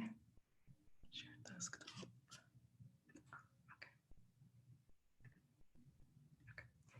Hi, everyone. Thank you for tuning in today. My name is Yomna Osman, and my presentation is titled Orthostates, a Ghost Resisting Erasure. Power does not concede. It is, however, ever shifting. This presentation analyzes orthostates by contemporary artist Rayan Thabit. I argue that Thabit's project critiques the historical power dynamics in colonial archaeology in the Arab region. Thabit describes orthostates as sculpture, even though the artwork resists the conventional understanding of the medium. Orthostates is a set of 32 large framed charcoal rubbings. It is displayed in Gallery 402, one of 7 galleries in the ancient Near East art wing at the Metropolitan Museum of Art in New York City. Last October, Orthostates appeared as part of the exhibition Rayan Thabit Alien Property, a first-time joint presentation between the contemporary and modern art and the ancient Near East art departments. The work occupies the entire gallery. Some more legible than others, each rubbing consists of a set of intertwined thick scribbles that conceal an image. The images depict several scenes, including animals, plants, deities, beasts, and daily activities. Stepping into this gallery and facing the rubbings is like being in a room of ghosts. The ghostly feeling is the result of the rubbing technique and charcoal material used in the work. Orthostates emerged out of a complicated story of colonial archaeology. Each frame is a rubbing of a relief surface of an ancient stone. Dating back to the 10th century BCE, these stones were excavated from ancient Mesopotamia. The exhibition at the Met continues in 2 nearby galleries. Gallery 400 includes 4 of the mentioned ancient stones. 3 are black and made of basalt, while the smallest is red and made of limestone. Each one is highly detailed. The largest stone shows a lateral image of a man sitting on a chair smelling a lotus flower. With minimal detail in his attire, the man is facing 2 lamassus, or human-headed lions. Facing each other, each lamassu holds onto 1 foot of a flying phoenix. The scene reflects and suggests the power of the seated figure. As mentioned, each rubbing in orthostates represents a tracing over an ornamented surface of one of these stones. The clarity of the basalt transfers as thick scribbles of charcoal. Charcoal is a byproduct of combustion. It originates from burning organic material in the absence of oxygen. Much like a diamond, charcoal mostly consists of carbon. When pressed down, the material breaks down such that it smudges, creating the discussed ghostly effect. It is also largely ephemeral. This ephemerality contrasts with the permanent of the basalt. In a talk at the Emily Harvey Foundation late last year, Thabit discusses the history of basalt in detail. He outlines that basalt is the most abundant volcanic stone on the planet. It makes up most of the ocean beds and underlies a great portion of Earth's surface. The blue planet is not the only one that contains basalt. It also exists on Mars, the Moon, and Venus. The creators of the stones, the powerful Aramean tribe, took an already magnificent stone, one that existed plentifully in ancient Mesopotamia, and made it into architecture that later became monuments. In contrast, Thabit chooses charcoal, perhaps mostly for its convenience in creating the rubbings, but the artist works with its ephemerality and produces a resilient, long-lasting work. The artist's use of charcoal also, and perhaps most importantly, brings to light the state of disappearance and theft of artifacts from the Arab region during the colonial era. Now, if each rubbing is a tracing of a relief surface of 1 stone, why does the exhibition show 32 rubbings but only 4 stones? As it turns out, the 4 stones are a part of a set of 194 ancient stone reliefs that once adorned the back frieze of a castle in ancient Mesopotamia. Forming a narrative strip, the stones alternated between red limestone and black basalt. The castle was discovered during one of the most important archaeological digs in the ancient Near East archaeological history. The artist's great-grandfather, Fay Burkushay, assisted German archaeologist Max von Oppenheim on this dig in the early 20th century. The ancient archaeological site was buried in modern-day city Tal Halaf, a city that sits on the border between Turkey and Syria today. The stone's union and narrative purpose were, however, destroyed when Oppenheim began their transportation to the West on ships. Due to the multi-part nature of colonialism in the Arab region, the artifacts ended up being divided among many constituents. As well, due to the ongoing wars and careless nature of colonial archaeology, many of the magnificent stones were stolen, destroyed, or lost. I argue that Orthostates challenges the damage that Oppenheim caused in multiple ways. Firstly, the work is always displayed as a whole. That means that all the rubbings have to be displayed together every time Orthostates is shown. As mentioned, the artist refers to Orthostates as one piece of sculpture. This gesture continuously points to the once-togetherness of the stones. Secondly, the predominant material used, charcoal. The thick smudges it creates leads to the previously outlined spectre aesthetic. These specters highlight the absence of the objects, the stones. As well, they emphasize the stone's uncanny presence in collective memory. Third, the tracing technique. Entering the gallery and being among the rubbings, one immediately tells that something missing is being called upon. The viewer is left curious about what massive objects are misplaced. By deploying its technique and material, Orthostates exposes the destruction of colonial archaeology in the Arab region and threatens its legacy. How did 4 stones end up at the Met? This story begins in the early 1930s. Being the lead archaeologist on this dig, Oppenheim claimed a great number of the artifacts. So great that upon his return to Berlin, he started his own private Tal Halaf museum. Looking to make some extra money, Oppenheim traveled to New York with 8 of the stones to try and sell them. Due to an ongoing economic crisis at the time, he was unsuccessful, which led him to leaving the stones in a storage facility before returning to Berlin, hoping to one day return to New York one more time and sell the artifacts. However, President Franklin Roosevelt signed an executive order in 1942 establishing the Office of Alien Property Custodian. Under the Trading with the Enemy Act of 1917, the office mandated the seizure of objects belonging to the enemies of the United States that were currently present on US soil.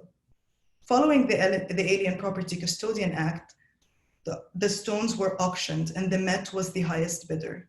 The museum acquired 8 of the stones for $4,000 and then proceeded to resell 4 to the Walter Art Museum in Baltimore. As of today, from the 194 reliefs excavated in Tal Halaf, 59 are in Berlin, 4 are in Paris, 15 are in London, 4 are in New York, 4 are in Baltimore, 34 are in Aleppo, 1 is in Deir ez-Zor, 6 are missing, 12 were destroyed, and 55 have disappeared. Because of this haphazard scatter, Tabit's process in creating orthostates was extremely laborious. To conceive of orthostates, Tabit begins by identifying the whereabouts of all of the castle stones. He then approaches the museums that held the stones in their collection with a proposition to create these charcoal rubbings. He was able to get access to most of the stones, yet 2 spaces remain inaccessible to him. The first is the British Museum, as they simply denied him access to the stones in their collection. The second is the National Museum of Aleppo, and this one is because of the ongoing civil war in Syria. The artist dates the work as ongoing, hoping to one day complete it while knowing that it might remain perpetually ongoing. Orthostates reveals the artist's chase after the stones. Looking directly above the framed rubbings, one barely sees a horizontal list of subtle script. Each column of this list consists of 4 rows, separated horizontally by a thin line. The list ascends from left to right. Each column begins with a number from 1 to 194, then a name of an animal or an activity, followed by a material, and finally a status or a place. For example, 116, bear, limestone, lost, or 115, palm tree, basalt, Aleppo. This list looks like Tabit's notes and exposes the amount of work needed to only make sense of where each stone is located. Because the list is long as the wall the work is displayed on, it emphasizes the extent of research the artist had to do and the damage that colonial archaeology has already done. I will begin my concluding remarks with a note that led the artist to begin his research years ago. This picture that appears in front of you sat on Tabit's maternal grandparents' walls for years.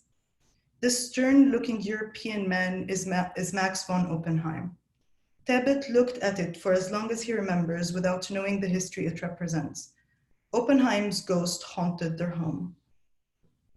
Orthostates creates a room of other ghosts, the objects that disappeared from the region because of Oppenheim. The history that the artwork refers to is not so distant. Museums are still dealing with this history, with colonialism haunting their collections. Critic Kaylin Wilson Goldie writes that Tabit's work is, quote, complex, polyvocal, and deeply striated like history itself, end quote. The history of colonialism and with it colonial archaeology in the Arab region is similarly complicated but deliberately murky. Orthostates doesn't claim to resolve this history, and the exhibition doesn't claim to absolve it either. But rather, using intentional visual gestures, Tabit summons a specter. Orthostates forces viewers to sit with the ghosts of colonial archaeology, however uncomfortable they might be. Orthostates represents but a glimpse into a room of the collective memory of nations after colonialism, a room of ephemeral memories refusing to be erased, annotated with the deeply detailed reminders of stolen ones. Thank you. Slideshow.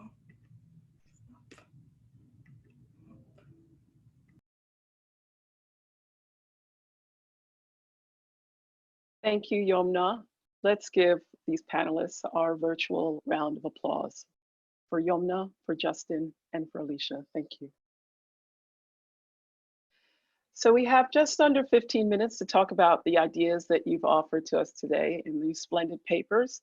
I will read questions and comments from the Q&A section in the webinar, and the panelists can ask each other questions as well. I can start off with one to prime the pump. It seems to me that each of you is interested in the revision of existing narratives. Can each of you tell me in a few sentences why you were drawn to the stories that you thought were in need of revision, reconsideration, and reinterpretation?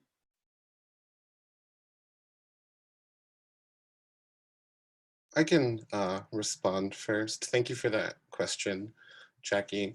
I think for me, the draw to this narrative, right, the narrative of the bare body and the fat body and that kind of conversation is relevant to me because I see the bear in culture as this kind of pervasive icon tangled up with these kind of problematic myths. So it was interesting to really just kind of look at the relationship of these men and how, like, really kind of allowing for different bodies and like a different voice to be present and really just exploit that, I think. Thank you, Justin. Thank you. Okay, thank you for the question. I can go next. My undergrad degree was in history and modern Middle Eastern political science. So I've been interested in revisions of historical narratives and specifically around the Arab region in general. I've been really drawn to archival artistic practices and others, and I'm particularly interested in this idea of the elusive archive that doesn't exist in a specific institution. Thirdly, I'm also have been interested in Thabit's research practice as a sculptor that comes also out of like a legacy of art history, of an art historical legacy of archives. So I felt like this intervention in the collection of the Met really met a lot of my interests in a very concentrated and timely moment. Thank you, Yomna. Alicia? Yeah, thank you so much for that question. I think it's absolutely crucial that we revisit and challenge sort of these stereotypes that really dictate how we perceive others. I think there's a long history of skin color stratification in the United States, and I think it's important to really revisit that history and share alternative narratives to these harmful caricatures. Thank you. The questions are coming in right away from Kim Anno. Here's the question. Alicia, do you think the art world is taking in Emma in the canon, or is she not intersecting with the establishment art world or gallery museum world? It's a really great question. I don't think she's exactly apparent in the art world yet.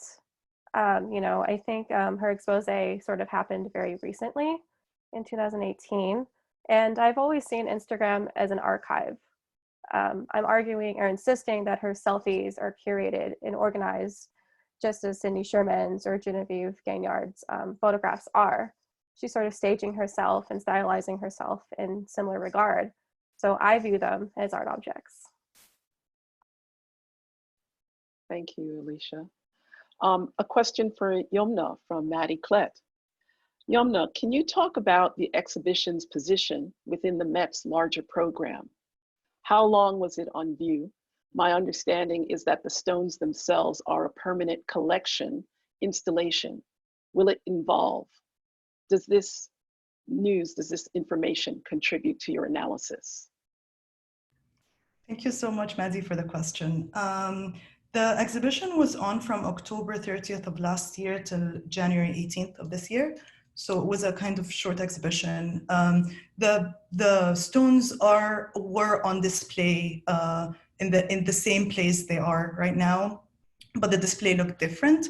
They took the Ancient Near East Art Wing took the chance to re-look and rethink their installation. They emptied out the 3 galleries for the first time since their initial installation in '86, and this exhibition sort of punctuates the beginning of a rehang and a rethinking of their collection. It did affect my. It's interesting to think retrospectively about what effect, like how it influenced my my analysis and my thinking of the exhibition. I do know that the artwork Orthostates is the first piece in a collection between the ancient Near East and modern and contemporary art. So I thought about this a lot, what makes museums acquire such a work, and is this a budding collection? Is it going to expand? And then I became really interested in this crossover between the contemporary artwork of contemporary artists and archaeological ancient Near East art objects or artifacts, which isn't something that I did sort of consciously, but like looking back, like this intersection marked an initial interest in the whole project. Thank you. Thank you, Yomna. I have a question for Justin and Alicia. Each of you is working with popular media. Alicia, Instagram, Justin, the magazine. Could each of you give us your take on the influence of these forms of representation in the contemporary world? In all likelihood, more people read magazines and subscribe to Instagram than go to museums and art galleries. So why are these forms of visual culture so powerful?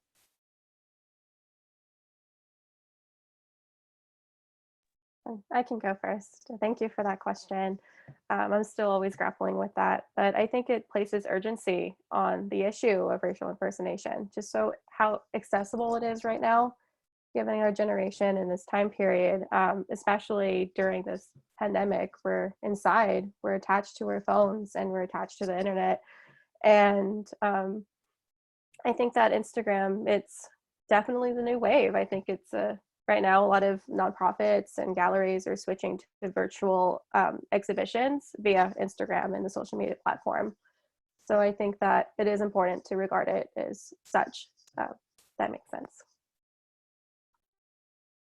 Thank you, Alicia. Justin? Thank you for the question, Jackie.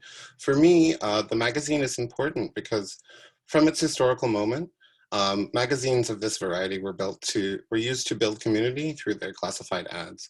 So for me, it's important to see how this magazine constructed subjectivity around this kind of bodily desire and objectification, and think about what that means now in our present moment when this idea of like exploitation as empowerment has been pushed to like its peak, right? So like what's at stake for me then with that for me?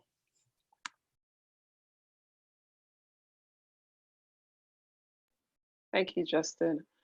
We have a question for Alicia. Gaignard's subversion imagery is reminiscent of John Waters, the filmmaker, his presentation of gender and perhaps class defiance within your face photography. What is your thinking about her predecessors in terms of imagery? And the question is from Leslie Townsend. Well, thank you, Leslie, for that question.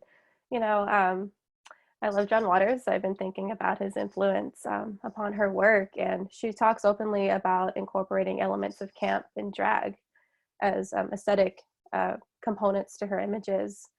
And yeah, I think it's all interrelated in how she subverts these stereotypes. I think that utilizing these performance methods and this in-your-face sort of aesthetic, I think it confronts viewers directly. Thank you, Alicia. We have a question for Yomna from Rob Marks. Is there a way in which Orthostates is not merely a reference to the original sculpture, in quotes, but also an attempt to take on the sculptural form using the least likely sculptural medium, charcoal drawing? To what extent does using drawing to perpetrate sculpture achieve an embodiment of the story? I'm not implying a specific answer to this speculation, says Rob. Thank you, Rob, for your question. Ryan is a sculptor. That's how he defines his practice, and his research-centric practice includes a lot of other works that wouldn't traditionally be described as sculpture, and then he inhabits this form and transforms his medium to reach a sculptural element. And I think my initial curiosity about this project was what does the visual realm bring up that the written word doesn't, specifically when it comes to deeply research-centric practices, and ones that specifically hinge on historical narratives. And I found that the use of the materiality and the use of the technique and the use of the space at the Met and in other institutions, including the Louvre and including other institutions in Berlin and Lebanon, brings about this feeling of the ghostly effect that is perhaps going to be difficult or otherwise challenging to communicate in the written word and otherwise. So I think about that a lot, and this is sort of the underpinning of the beginnings of my research. Yeah, hope I answered your question. Thank you, Yomna. From Anthea Black, we have a question for Justin.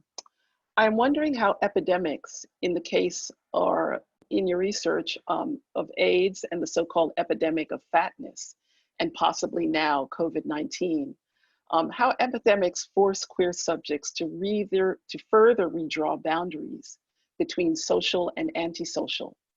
And with that, how notions of shifting sociality or anti-sociality impacts queer paths toward pleasure. Thank you for that question, Anthea. For me, with the idea of boundaries, I look to the body primarily and how the body comes to be shifted or impacted via trauma. In the case of the AIDS epidemic, I think about the relationship of the fat body to the AIDS inflicted body and the wasting that kind of was so prevalent and present there, and thinking how the fat body is a response or a refusal of that in a way. And in terms of the fatness as an epidemic, I think of the kind of the in-your-face, stubborn, flaunting kind of like embracing the discursive construction of fat to refuse it in such an obvious kind of straightforward way. With this current epidemic, I'm unsure of what's going to happen to bodies, but I think that bodies will shift because sitting in front of a computer screen for hours at a time takes its effect on your waistline. So I'm curious to see how queer subcultures respond, aside from just the kind of obvious Instagram get-togethers, Instagram Live kind of things through technology. Thank you, Justin. We're coming close to the end of this Q&A section, but we have a question from Francis Richard that applies to each of you, so maybe a quick answer. Can each of you talk briefly about the material you discuss in group and out group, an audience with knowledge about the context, aims, vocabularies of the representations in question, magazine photos, rubbings, histories, performative photos, and also how these materials necessarily create or allow audiences who don't know these contexts, don't get it, can't read it, etc.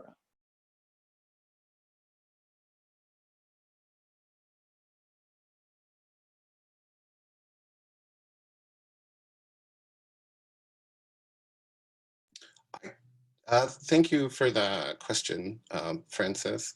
For me, I am thinking about the notion of like an out group and an in group is kind of obvious, and the work that I look to, because the in group is these fat queer men, and the out group is, it's not just fat queer men though, it's fat white gay men primarily, and like the out group is like the effete, the person of color, the kind of, the one who doesn't necessarily fit in that way. Thank you so much for this wonderful question. I guess I think there is a few in and out groups discussing materials, and I think a lot about materials, and specifically for this work. The in group could be artists and art historians who know the history of the materials. The in group could also, for basalt, could be people who live in Levantine or ancient Mesopotamia or Syria, who have seen the quarries live around them, because there are a lot of basalt quarries in Syria till today, and I mean they're very much a part of people's lives. So this is also an in-group, an out-group. I mean, especially with the charcoal rubbings, it's a very classical form of art making and print and copy making also. So I feel like it is going to be accessible for a lot of folks when they see it. It's a visually recognizable medium, but then perhaps the exactitudes and the discrepancies between these materials are going to remain a bit opaque for whoever is in the out group. And I think this is a part of why this project is so appealing to me. There's so many layers in which it uses the visual element to communicate with a lot of groups of people on different levels. Thank you. Thank you for that question. You know, there's a section in my thesis where I talk about the relationship between Hallberg and her followers, and comparing that to Gaignard and Sherman in the gallery and the viewers. You know, I think the main difference is that Hallberg's viewers and audience, they kind of supply what she's doing in a way. So the power that she has is, you know, her followers believe in, like, you know, they praise her aesthetic, and they demand more photos, and they demand these products that she's selling. So it's sort of all the likes and the comments and the resharing kind of it fuels her business. And I think that while the language helps in articulating and dissecting her images and understanding why they're so detrimental, but I think that you necessarily don't have to have the language or the vocabulary to understand that there's something really wrong with knowing that she is a white woman painting herself darker. Thank you, Alicia, for wrapping that round up. And thank you again to all the panelists, Alicia, Justin, and Yomna. It's a little after the time we said we were going to stop, which is 1:15, but we will take a 12-minute break and be back here at 1:30. I look forward to seeing you all.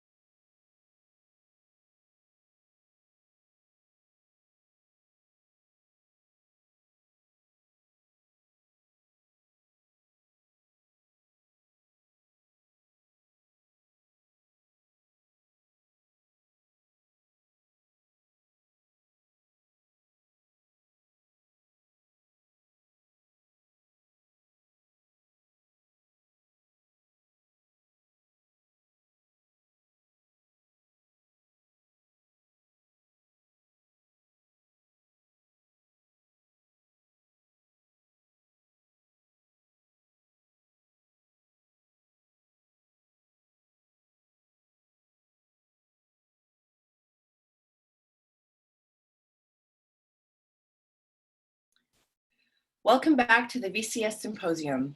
We now begin the third panel, Institutional Critique, in which we'll hear from Lucy Ashton and Becca Emmerich. Lucy Ashton is a writer and a candidate for the Master of Arts degree in Visual and Critical Studies. She holds a Bachelor of Arts in the History of Art and Visual Culture from the University of California, Santa Cruz. Her research interests include contemporary art practices after 1980, the intersections of visual culture, politics, and activism, feminist and queer studies, new media, critical theory, and curatorial practice.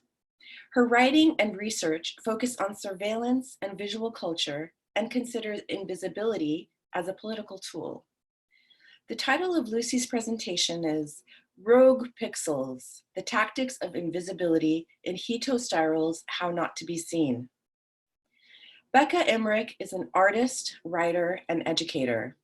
She is a candidate for the Master of Arts degree in Visual and Critical Studies and the Master in Fine Arts degree. Her interdisciplinary practice includes drawing, photography, and sculptural components, which are often exhibited together. She holds a Bachelor of Fine Arts with a minor in sociology from George Washington University.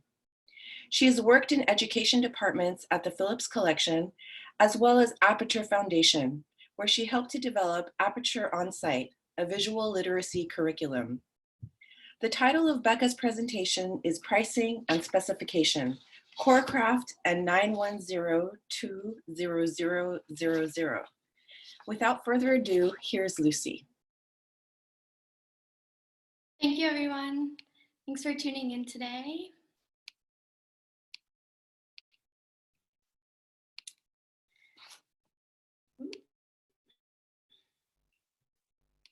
Sorry, 1 second.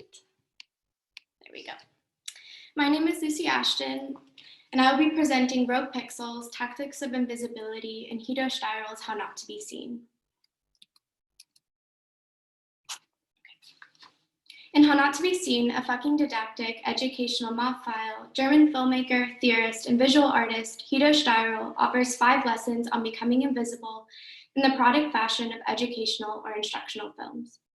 Styrol's video proposes invisibility as a method to escape intense hyper-surveillance.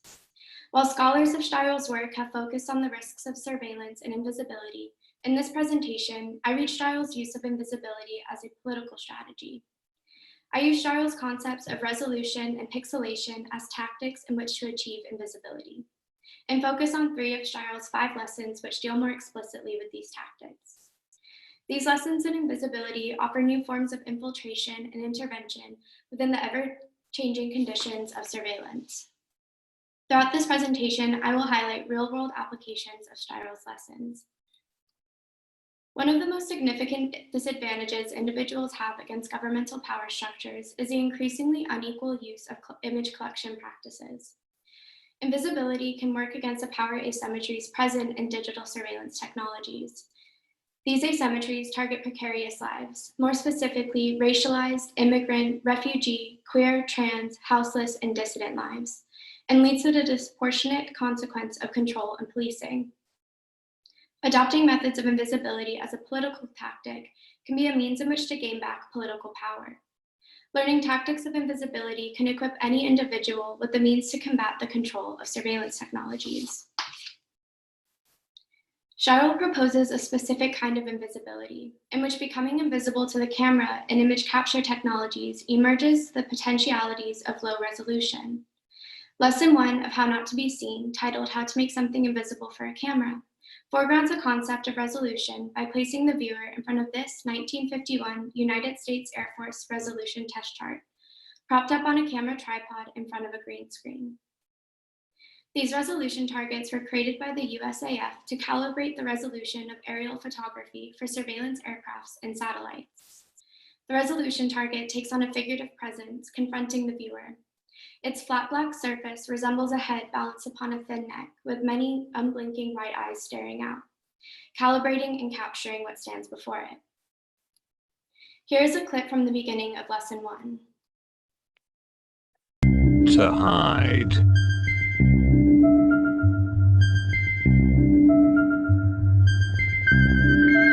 To remove.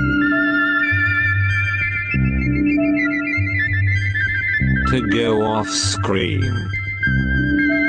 Styrel interacts with the resolution target to perform the different ways to make something invisible, demonstrating how by altering resolution, invisibility can be achieved. The narrator, as you heard, is dictated by a male voice, text-to-speech avatar.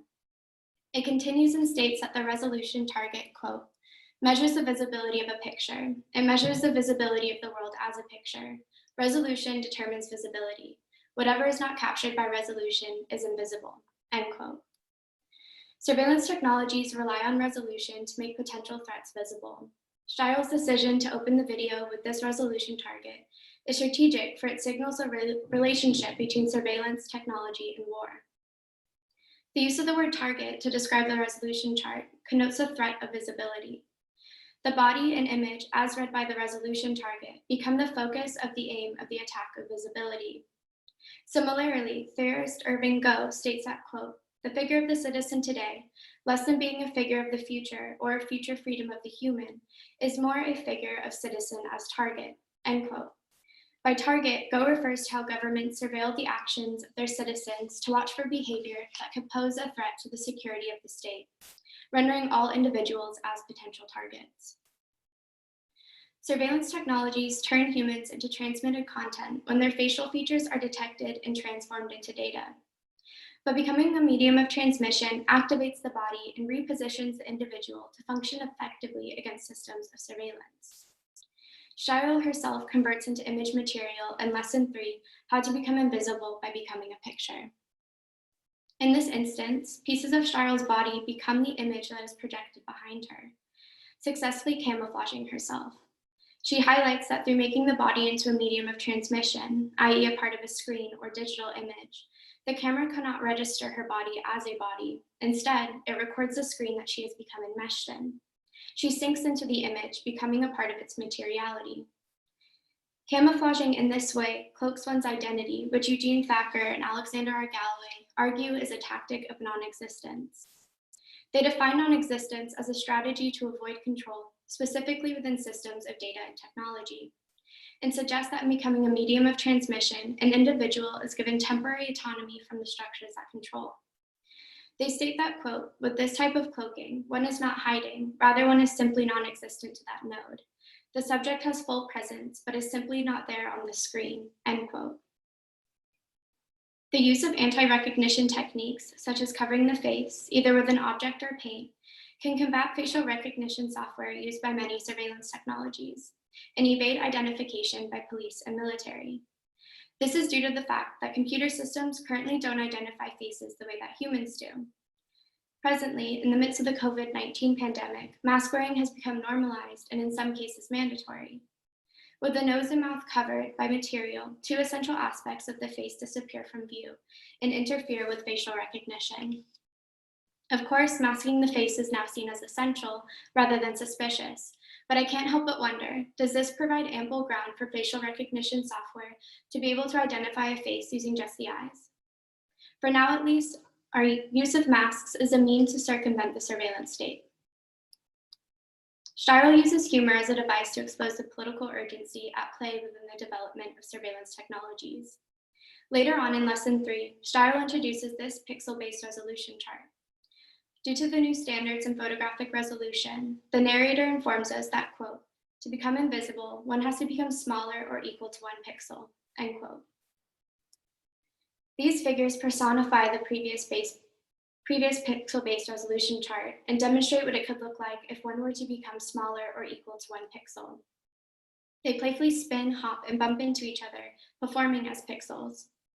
Surveillance scholars Chris Ingram and Alison Rowland coined the term performing imperceptibility to define the notion of making oneself, quote, seen, but to be seen going unseen. That is, to resist being perceived as a fixed and discrete subject, end quote. I use this term to contextualize how becoming a pixel could operate in society. Pixelation signals towards a political strategy. In a tongue-in-cheek manner, we could practice becoming a pixel and wear cubes on our heads in public to mask our faces, as the figures do in Styrel's video. It would probably attract unwanted attention, but would ultimately be successful in evading identification by image capture technologies. Individuals would be seen going unseen. The desert, while ecologically abundant, now also houses a graveyard of resolution. This graveyard, with its cracked and broken pavement, resembles a body as it decays from disuse.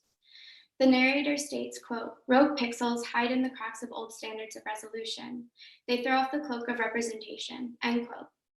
Thus, the graveyard of resolution allows for new visibilities to emerge. These are invisible visibilities that will enable one to go undetected, re-emerging ghostly from the cracks. Rogue pixels embody invisibility, preventing capture by new standards of resolution. Hiding within the cracks, one can not only evade detection, but also make those cracks bigger. The hidden can emerge as a collective group of invisible subjects joined together under a common political goal. 2019 saw an increase of global political movements and a collective insurrectionary mood that continues to spill into 2020.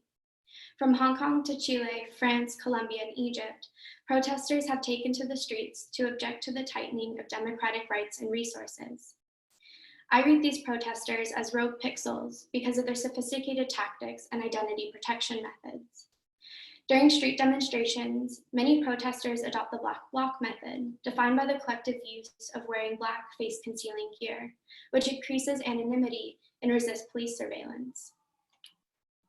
Tactically, protesters in Hong Kong and Chile use lasers to disable surveillance cameras and police drones. In other instances, spray paint and umbrellas were used to cover the lens of surveillance cameras so that facial recognition and photos could not be captured. This also led to an instance where a facial recognition tower was torn down by individuals in Hong Kong. The collective invisibility deployed by these global protesters demonstrates the power of invisibility as a political strategy. As protesters become faceless, they're able to create cracks in their pillars and their opponents' pillars of support, i.e. the surveillance apparatus, by combating and evading its technologies. The threat of visibility resides in resolution and pixelation. Shiro makes this clear through the video's finale, which ends with these two figures fighting a propped up resolution target in the desert. This target come body becomes a victim to these green figures' punches and karate kicks, revealing that, like the camera, resolution is also the enemy of invisibility. Rather than leaving the viewer with a clear resolution to the issues of visibility and invisibility, the fighting figures demonstrate that these struggles are ongoing and continuous. Electronic surveillance technologies will continue to develop and become more deeply integrated into daily life. The tactics of invisibility become a model of political action that is necessary to stay with the struggle. In conclusion, Hito Steyerl's How Not to Be Seen, a fucking didactic educational mob file, demonstrates in humorous yet serious fashion tactics of invisibility in the age of powerful digital technologies of surveillance. As the conditions of digital surveillance continue to metamorphose into more elusive and harder to distinguish forms, invisibility becomes a political strategy in which to respond and protect oneself. Becoming invisible means manipulating visibility through strategies of resolution, pixelation, camouflage, and disguise. Learning acts of invisibility allows one to adapt and persist in the face of the threat of visibility. Thank you.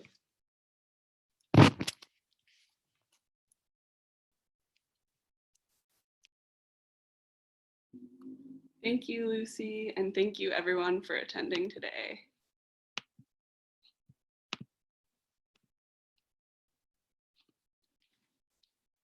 Several weeks ago, Andrew Cuomo, governor of New York, performatively revealed his plan to combat the price gouging of hand sanitizer that is taking place during the COVID-19 outbreak. New York State is producing its own.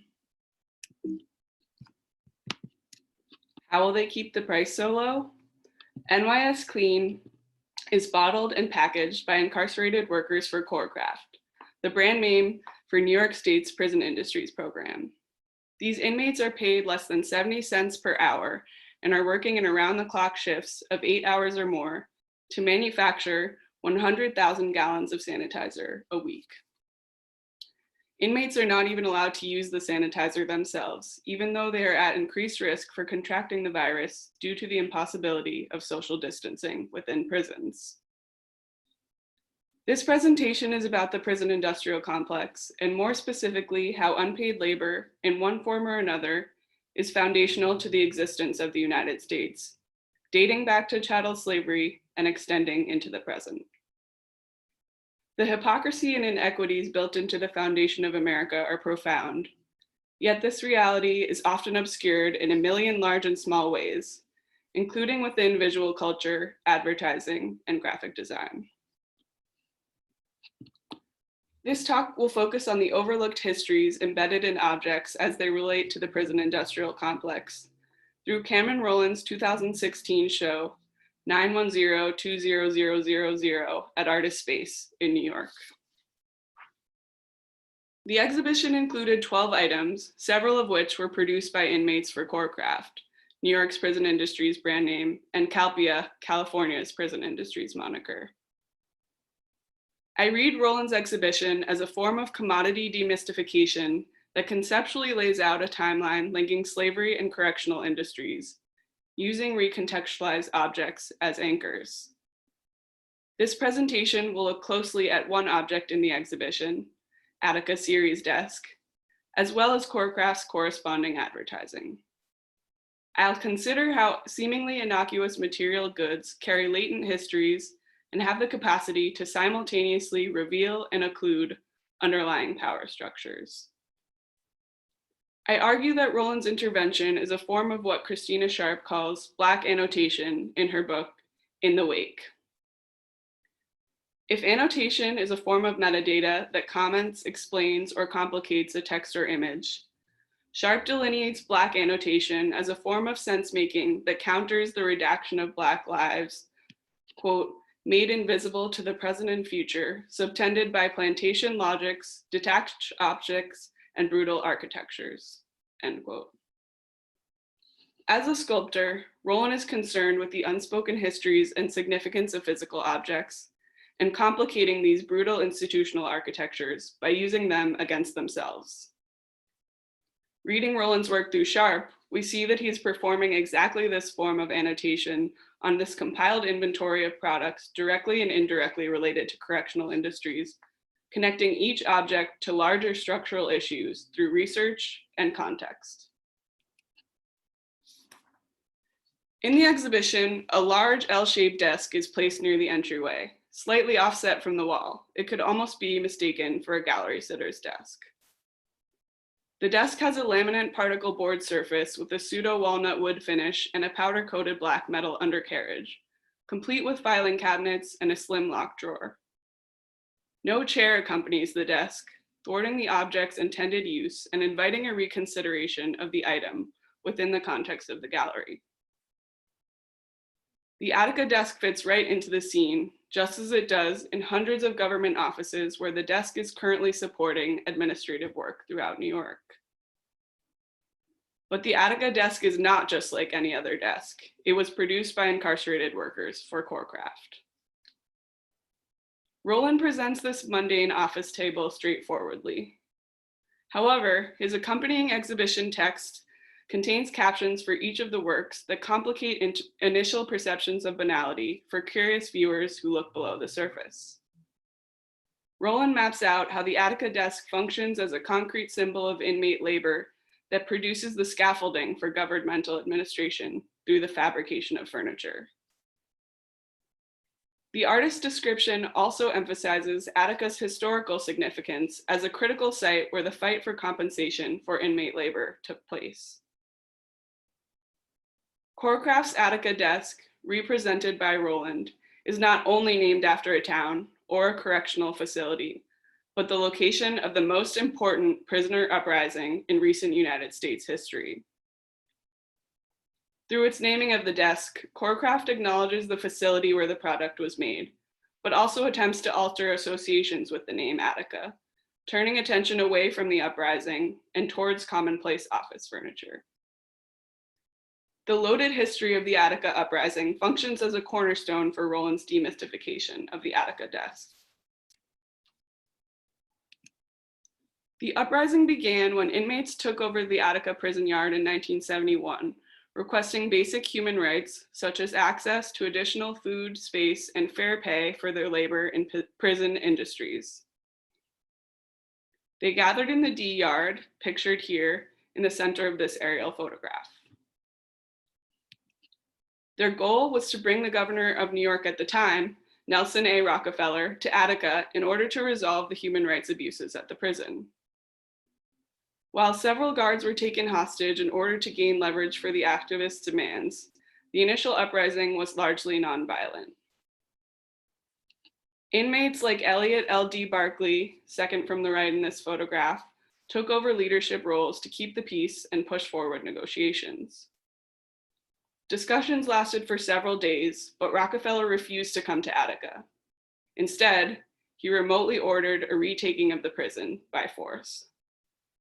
Police officers threw tear gas canisters into Attica's yard and then shot indiscriminately into the smoke. 43 people were killed, including both prisoners and guards.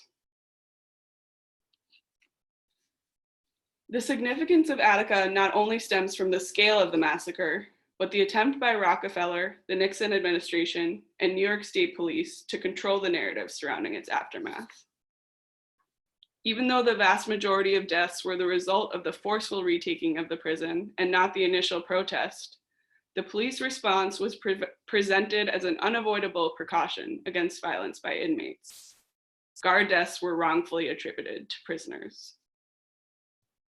Tapes of conversation between Nixon and Rockefeller discussing Attica reveal Rockefeller's disturbing calculation that a certain number of lives were dispensable in order to protect the status quo of labor and power relations, and serve as proof that a violent takeover was not required to de-escalate the situation. They openly discussed their belief that a capitulation to the request by prisoners for basic rights would establish a precedent for other prisoners to demand humane treatment.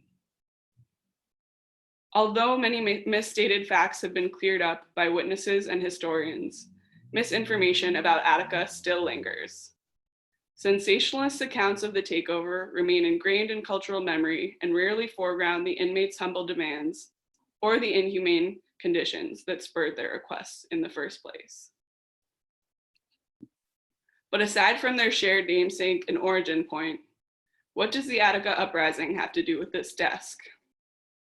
Rowland makes the case that this desk is not merely a material artifact of the prison industrial complex, but a threshold between two worlds, seen and unseen, said and unsaid. On a much subtler level, Corecraft's naming and advertising of the Attica desk is also an attempt to control and reframe the narrative surrounding Attica. The Nixon administration's bait and switch in response to the Attica uprising is perpetuated in the Corecraft catalog and their use of cliched corporate signifiers.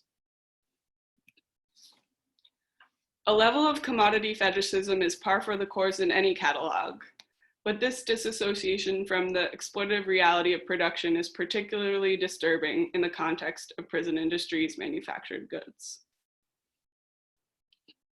The Attica desk is a staple of Corecraft's inventory and has a supplemental full-color 3-page catalog featuring various filing cabinet options and configurations, as well as finishing possibilities.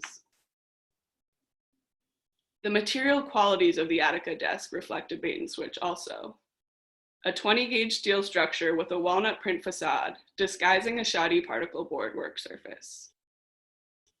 Following Rowland's lead to look underneath what may seem uninteresting on the surface, I read the Corecraft catalog's outdated and lackluster graphic design, not just as dull, but as a type of ideological hideout that carries significant weight. The beige, marble-textured background of the Attica pages in the Corecraft catalog are reminiscent of a cheap mimicry of prestige found in the design of corporate awards and diplomas. Each image of the Attica desks depicted in the Corecraft catalog show several of their empty drawers pulled open simultaneously, like the filing cabinet version of a player piano.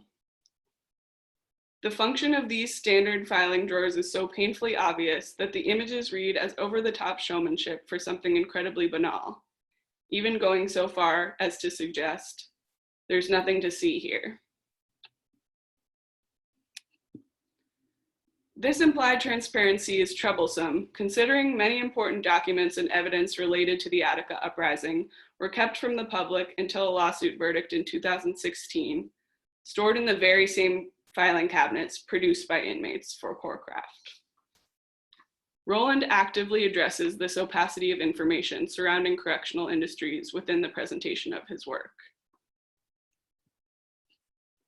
While the specifics of incarcerated people's lives become occluded within the prison industry system and lack of accessible public information, we often interact with the resultant objects.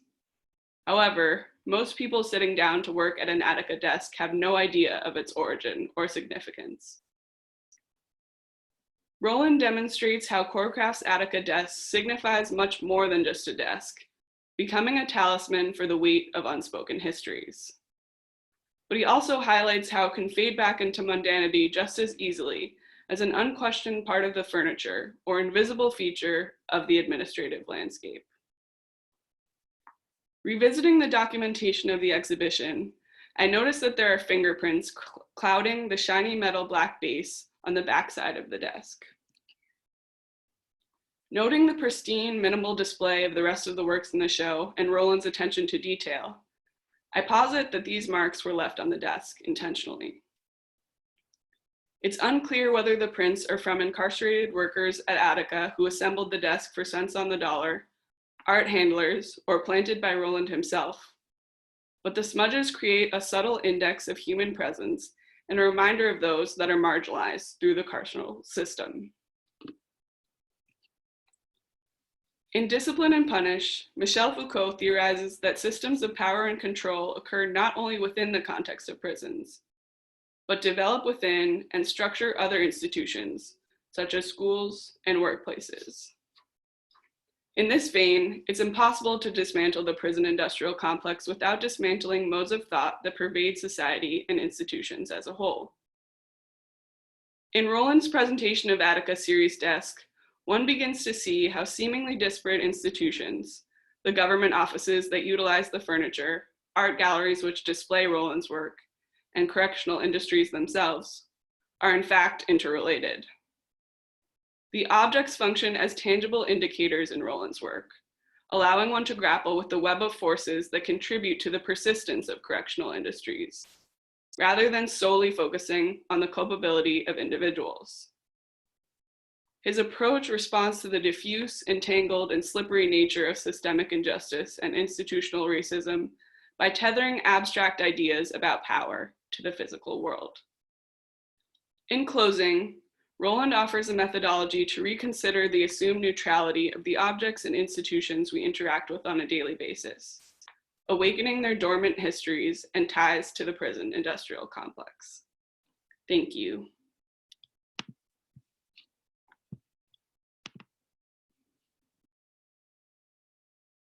Thank you so much, Lucy. Thank you, Becca. Those presentations were so good, and really appreciate your research on the work of Cyril and Roland. So thank you so much.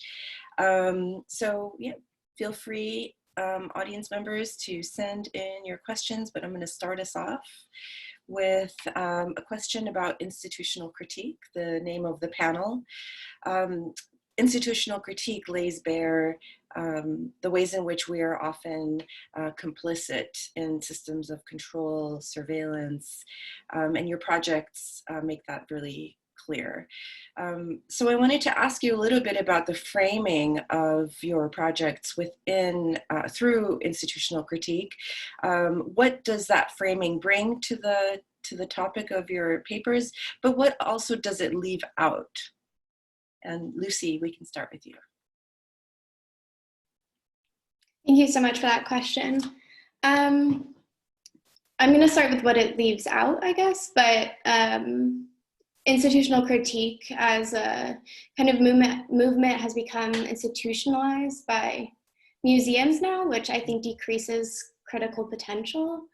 When institutions invite artists who do institutional critique into their museums, it often can seem more like a publicity stunt or like a thing to promote their finances. And I feel that Steiril's work is in conversation with institutional critique, but is more exposing the foundations that support institutions such as surveillance through politicized critical practice.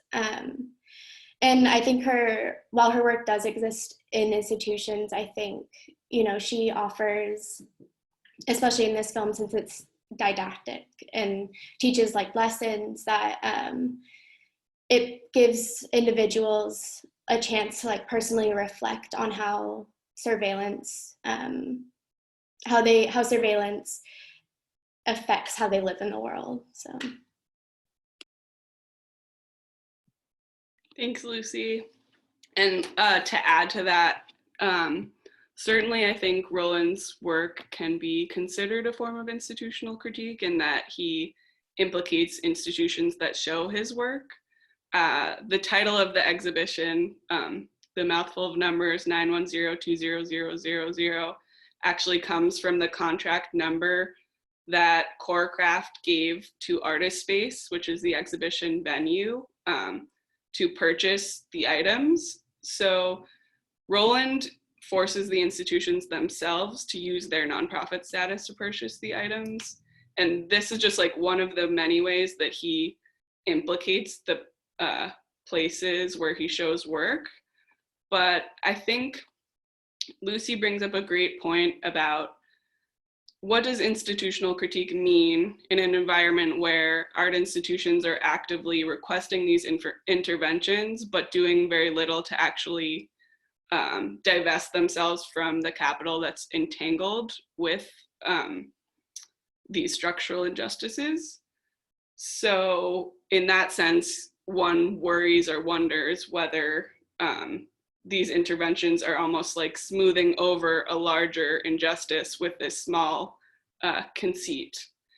And I think that's a super valid concern and something to like keep a very healthy skepticism about with any form of institutional critique. But then that being said, Andrea Fraser, who is known for her institutional critique work, might say basically the institution is inside of us, so we can't really get outside of ourselves.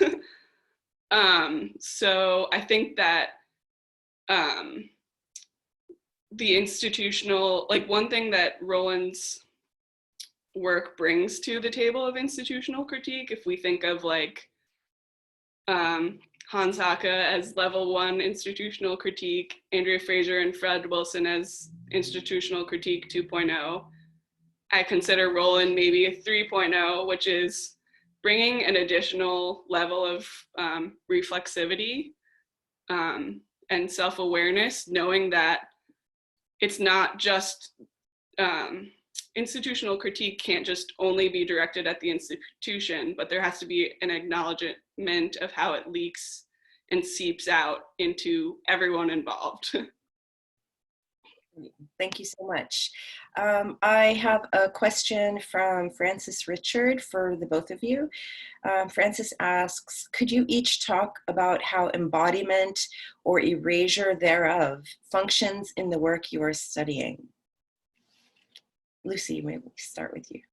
Yeah, thank you so much for that question. I think in terms of these embodying visibility, Steyrl sort of offers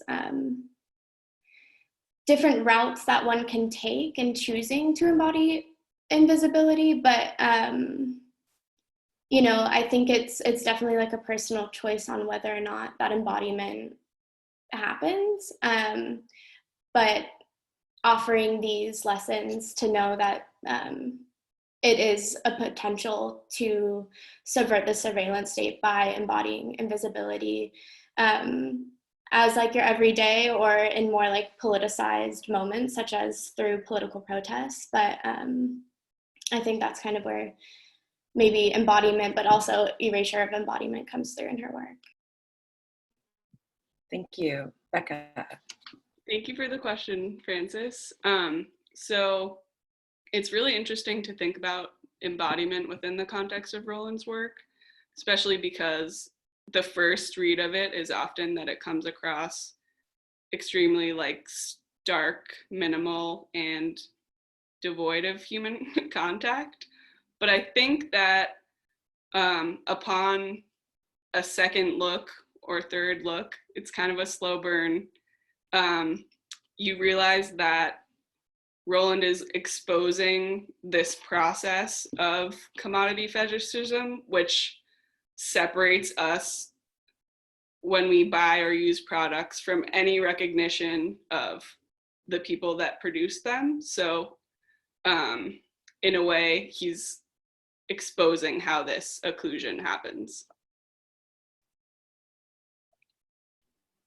I was particularly interested in your discussion of the fingerprints, to think about embodiment in that way, as well as in relation to a question that I had that I'm not going to ask because there's a couple of other questions here, but around the subject of the ready-made.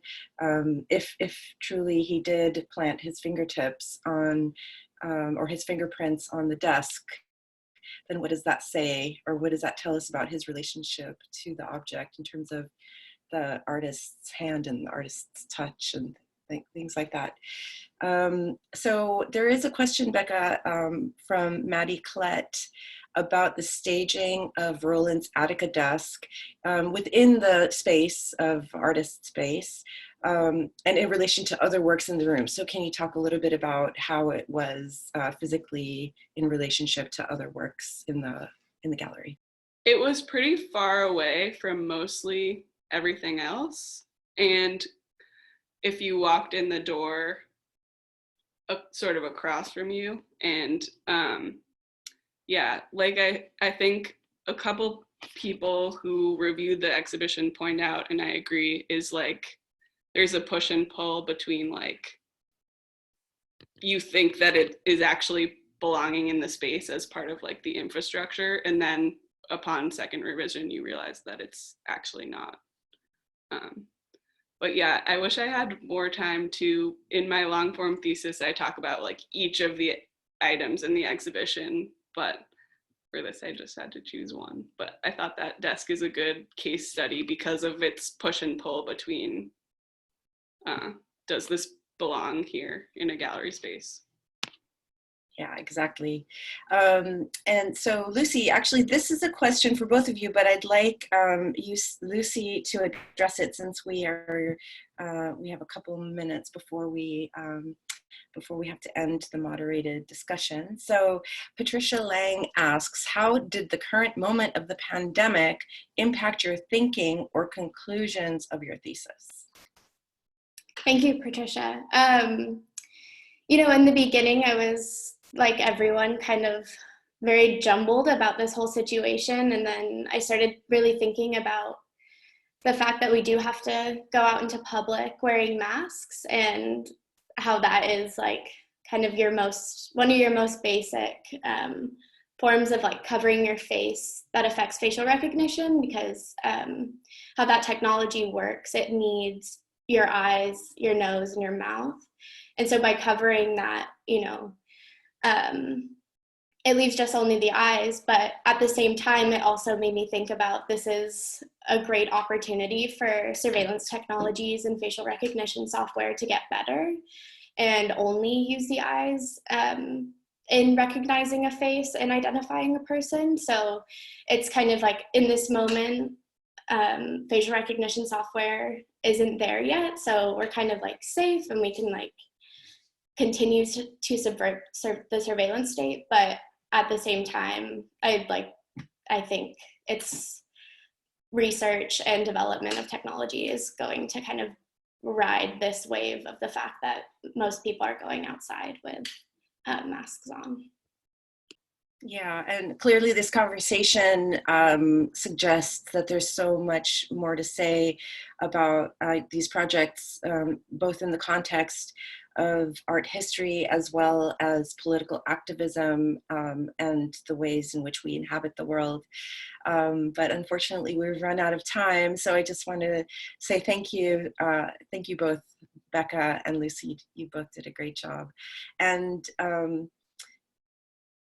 we're now going to begin the next portion of our program. But before I do, I just want to say everyone has done such a beautiful job, and so applause to all of the panelists and presenters. You've done wonderfully. So now what we are going to do is the Alumni Award Ceremony. And so I would like to ask Ava Morton, Becca Emmerich to stay on, and Justin Nagle to come on the screen to introduce our alumni awardee. Wonderful. Thank you so much, Kathy, and thank you everyone for your presentations. I really appreciate all of our attendees and all the support that we've gotten through and sticking here till the end with us. So on behalf of our cohort, it is my pleasure to introduce this year's recipient of the VCS Alumni Award and the coveted bronze pencil, Sita Kurtomi Baumick. Baumick is an artist, writer, and educator who exemplifies the work of the VCS program here at CCA with her socially engaged practice. Baumick's art has been termed a joyous political critique and is used as a strategy for connecting personal memory and public history to urgent social issues and conditions of our current socio-political moment. Baumick is a first-generation Indian and Japanese Colombian American and was raised in Los Angeles on Tonja land and is currently based in Oakland on Ohlone land. Baumick's work focuses on decolonization, the hierarchy of the senses, and the impact of migration through a range of materials, such as spices, piñatas, and photography.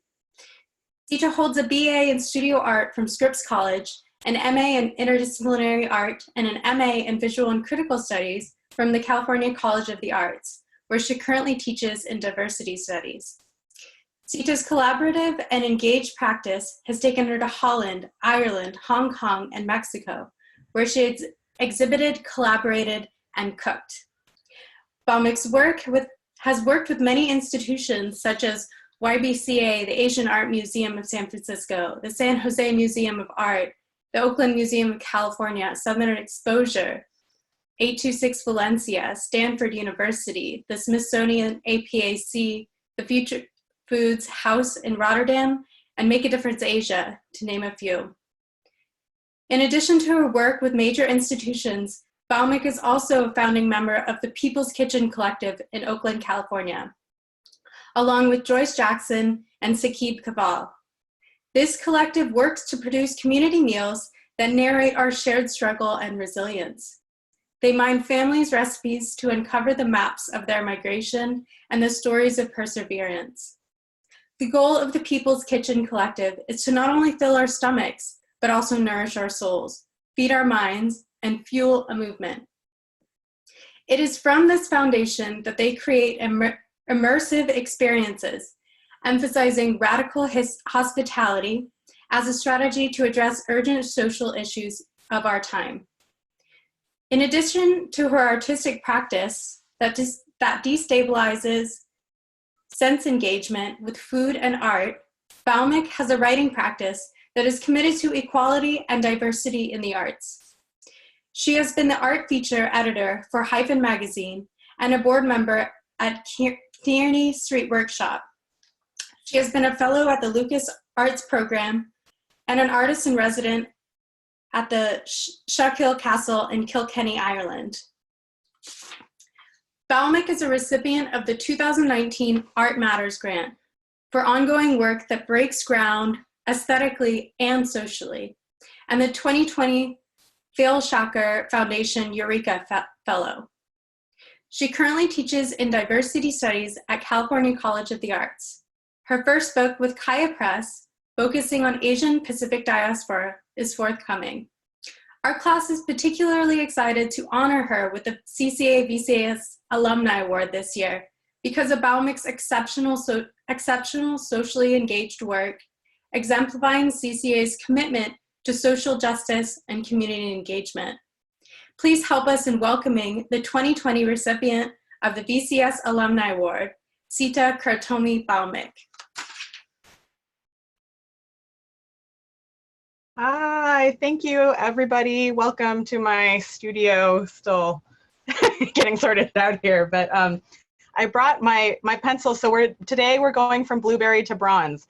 As you know, many of you know, VCS has a tradition, I think this was the first one, of releasing a special edition pencil. And so my year, I got this pencil. So I am going to share screen and tell you all about it. Here we go. Oh, haha.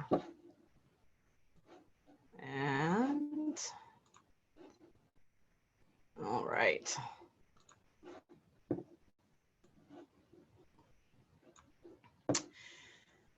So my talk today, thank you so much for that beautiful introduction. I feel like a little hair flip with that.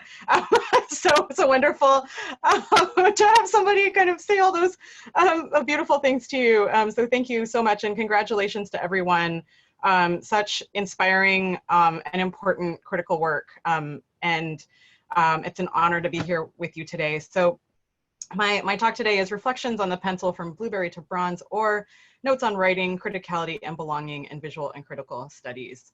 So I just wanted to start with this reference, which I won't play the clip, but it basically is what inspired my entire time at VCS, saying, one more paragraph and I can have a blueberry muffin. Like, I literally had to dangle a carrot in front of myself because I found the task of writing so challenging at times. So the funny thing is, though, that in looking up this reference, it turns out that in the movie adaptation, they actually refer to a banana nut muffin, not a blueberry muffin. So this thing that I had quoted for 3 years in the program is a dual degree, one more paragraph and I can have a blueberry muffin, actually led me to realize my first VCS lesson, which is always check your references. It makes for better jokes. So I'm going to share a series of these kind of learnings that I've been reflecting on so much in my time. So it's been 8 years since I graduated, which means it's been 11 years since I started working with many of you. And I'm so grateful to feel just that connection guiding me through the process of writing my own book right now. I'm going to just ground my work in my MFA thesis show. So this was at the Nave, which you'll all recognize. This is called the Ice Creamery Almond, and it's not immediately apparent from this image, but if you look closely at the eyes, and it was almond ice cream, the eyes were actually taken from this article here, How to Tell the Japs from the Chinese. It was published in Life magazine, the most widely read publication of its time and in America. And instead of asking citizens post the bombing of Pearl Harbor not to engage in hate crimes, they published an article identifying how to tell the difference between different people of Asian descent. And it's something that's very top of mind now as we're in pandemic, and these questions are so unfortunately kind of coming back up through the cracks. These instances of blatant violent xenophobia and racism, which again has always been there, but I feel like this pandemic has made everything neon.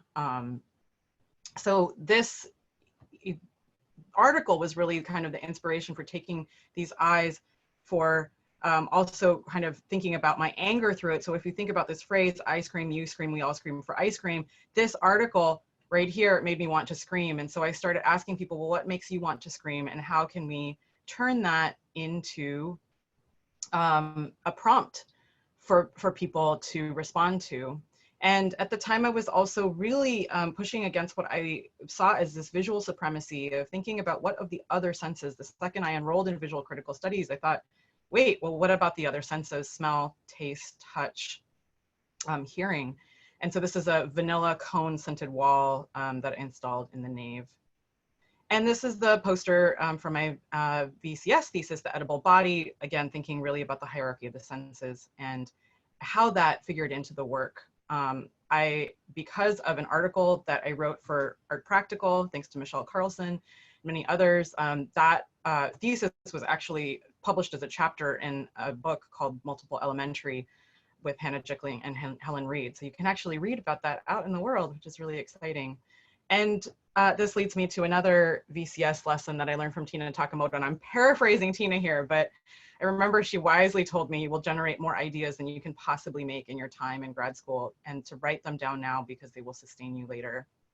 And it's something that I have come back to, a really important lesson. One of the kind of quote things to come back to for me was family photographs like this. This is an image of my two grandmothers on the left with my mother on the right. And I just, while I was in school and really digesting incredible texts like Alan Sekula's The Body and the Archive, which I have here, which influenced me so much, it also kind of froze me into the meaning, the overwhelm of meaning at times, and the overwhelm of meaning of some of these family documents. And so it's only been recently through the Archive of Dreams, which is a project that I completed last year, that I've been really working with these images. But in the time since VCS, what I also realized was in my impossibility of working with my own family photographs at the time, what I was craving for was actually not the photograph itself, but what makes the photograph, the fact of making family, chosen and blood. And so this is an image from a project that I did in 2016, just before the election. And sorry, 2016, I hope I said that, just before the election. It's from a project called Estamos contra el muro, or We Are Against the Wall at Southern Exposure, curated by the incredible Michelle Carlson. And it really brought together DJs, cooks, piñata makers, sorts of unexpected, maybe cultural producers together to make a piñata in the shape of a border wall and invite the community to destroy the border, which is what we did. If you think also of other expressions of family, other forms of family, such as the family table, this is a meal that Sakib Kawal, Jocelyn Jackson, and I led as People's Kitchen Collective. It's a gathering of 500 people in the streets of West Oakland at the intersection where Bobby Hutton was shot and killed by police 50 years before. And so I realized that what I was craving so deeply was a sense of belonging. And I think that that is the crux of it, is that we as creative people, I think sometimes are so good at poking the holes in things that it can be difficult to find and to create that sense of belonging. And I found that, in so many people, so many of you in visual and critical studies. And another question, this is like a classic VCS question, is this question of what is at stake. And I think that at times conceptualism as an artist and as a thinker kind of gave me an out from vulnerability. And if anything that I'm noticing and appreciating from this current pandemic is this feeling of like, well, everything's at stake, so I might as well say the thing. And to think about not only what is at stake, that's one question, but also how are we accountable to each other in what is at stake? How are we accountable to ourselves? In this kind of overwhelm too of asking this question of myself, sometimes I also point to the conversation I had with Jackie Francis earlier actually it was last year in writing my manuscript. She told me ideas don't come into the world fully formed. And I just so badly want them to come in fully formed. And as a bit of a perfectionist, I also have had a lot of easing up to do, I think, in the time since I left the program, and just kind of getting more comfortable with letting the process show and letting that all hang out. Also, as as something that's so important. So if writing is listening, if writing is seeing, what can we learn from the practice of listening, seeing, and sensing through writing? And this is really what I've been engaged in the last, it'll be actively about almost 2 years now in my book project, which is due out in the spring of next year, 2021, through Kaya Press. And this process, I've gained so much clarity through this process, and it has been a visual and critical studies process. And it has really shown me, I just found it impossible to write. Like I could not write. But I could talk, and I could text, and I could WhatsApp, and I could email, and I could call. And so I started basing the book on interviews. And in order to do that, I actually had to look at the relationships that have shaped and defined my creative practice until now. And I really saw a shift, as many of us hopefully experience in school, undergrad and grad school, into criticality. And so I'm going to highlight the two things in my times, in and since VCS. My life has shifted as a younger person from wonder and intuition, which are still very important elements, but into criticality and belonging. And that motion, sorry, I forgot what I was going to do. I am going to stop the screen share for a second. And I wanted to read to you actually the definition of criticality that I had, let me pause my timer here, that I wrote for my book project. Criticality, a process of asking questions and then asking questions about the questions. Criticality begins with the premise that, as written by Jacqueline Francis, society, history, and culture are unavoidably political, far from neutral, and never objective. Criticality examines everything that is about the negotiation of power, which is to say, criticality examines the political. Criticality exposes the inner workings of, as Bell Hooks writes, the imperialist, white supremacist, capitalist patriarchy. It is a phenomenon that once seen cannot be unseen, becomes difficult to suspend in wonder. It destroys your ability to take pleasure in a movie without analyzing how, upon the scrutiny of camera angles, the person filming is most likely white, male, and most definitely a misogynist. Criticality is in the eyebrows, furrowed or raised. Criticality holds wonder and intuition accountable.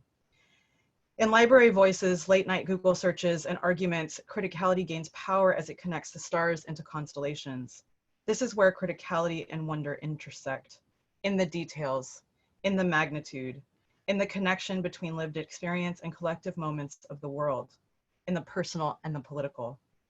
Without intuition or accountability, criticality can inhibit action. It can tell you all the reasons not to do something as you are doing it. You can start something only to have criticality tell you more reasons to stop. Criticality can eat its own tail, cause a distinct ache at the base of the head and the temples, a tightness of the scalp. Without empathy, feeling, or intuition, criticality is not accountable, can sting or fracture beyond repair. For something to be critical, it is urgent, but is it an alarm, startling us to attention, or is it breath, necessary and continuous? Criticality can become intuitive as a part of a practice of discernment. Adjacent words include consciousness, knowledge, thinking, reason, scrutiny, research, learning, reason, curiosity.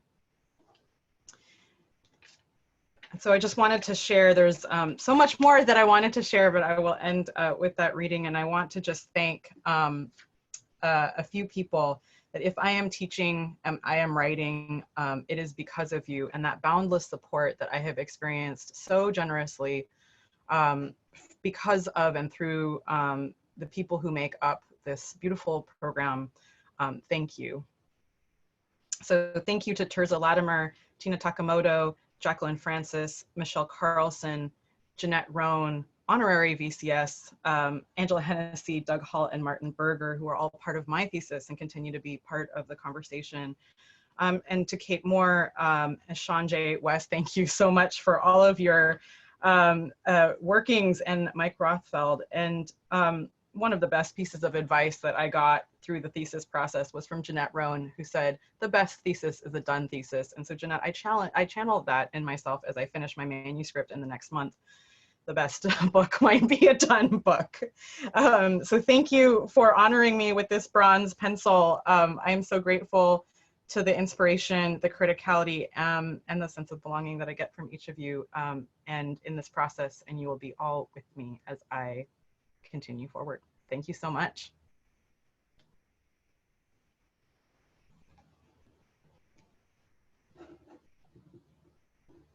I'm gonna put myself back on mute.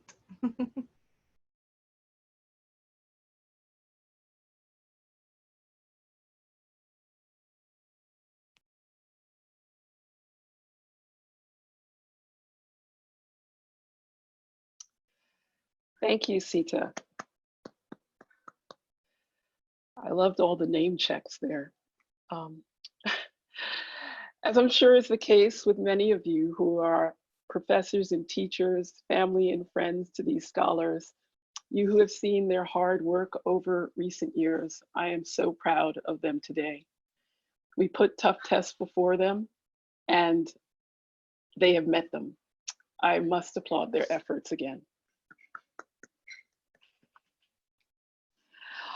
All of the students have so skillfully demonstrated why we all appreciate, consume, and need art and visual representation, especially in this time. Those artworks that powerfully express ideas and concerns and that problematize them. We truly congratulate them on completing their work despite the challenges they face as citizen subjects in truly anxious times. To the class of 2020, I want to say this is not just your day, this is your time.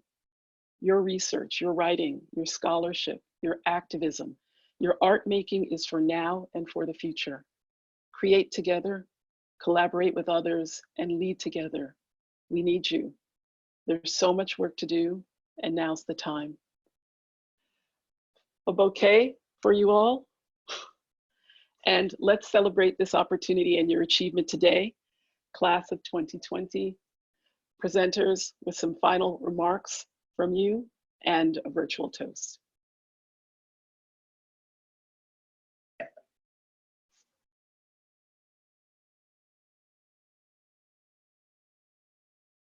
Okay, so on behalf of the 2020 VCS class, we would like to thank the entire VCS community for supporting us during our journey at the CCA and for the commitment given, especially in these difficult days. A special thanks goes to Jacqueline Francis, Visual and Critical Studies Department Chair. To all of us, she's our dear Jackie. You have always been close to us with the scrupulousness, rigor, and criticism of a scholar, but have guided us with affection and understanding. During your brief absence, we received the same attention and care from Terza Latimer. Thank you, Terza, for your efforts in guiding us in the critical phase of our last year, the writing of our thesis. In that phase, we were also supported by 2 professors of MP1 and MP2, Tom Haakenson and Kathy Zarur. Thank you, Tom, for always putting us at ease and for literally sweetening our meetings with your treats. Thank you, Kathy, for helping us to look at our research projects with new eyes and for helping us to prepare for this important closing event. Thank you to Sanjay for your careful attention to the critical administrative work that keeps us going. You've mastered the Zoom webinar. And of course, thank you to our advisors whose careful attention to our research opened our eyes to new ways of seeing. Let's raise our glasses and celebrate our accomplishments. Cheers.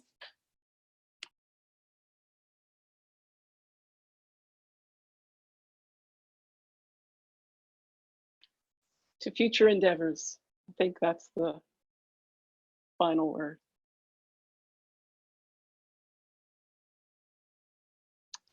Thank you, everyone, and have a great day.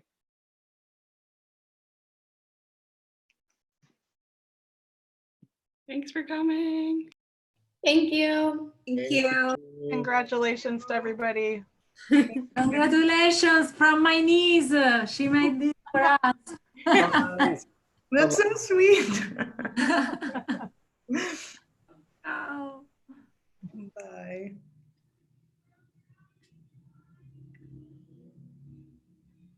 So what, are we no longer broadcasting, I guess? Oh, we are, okay.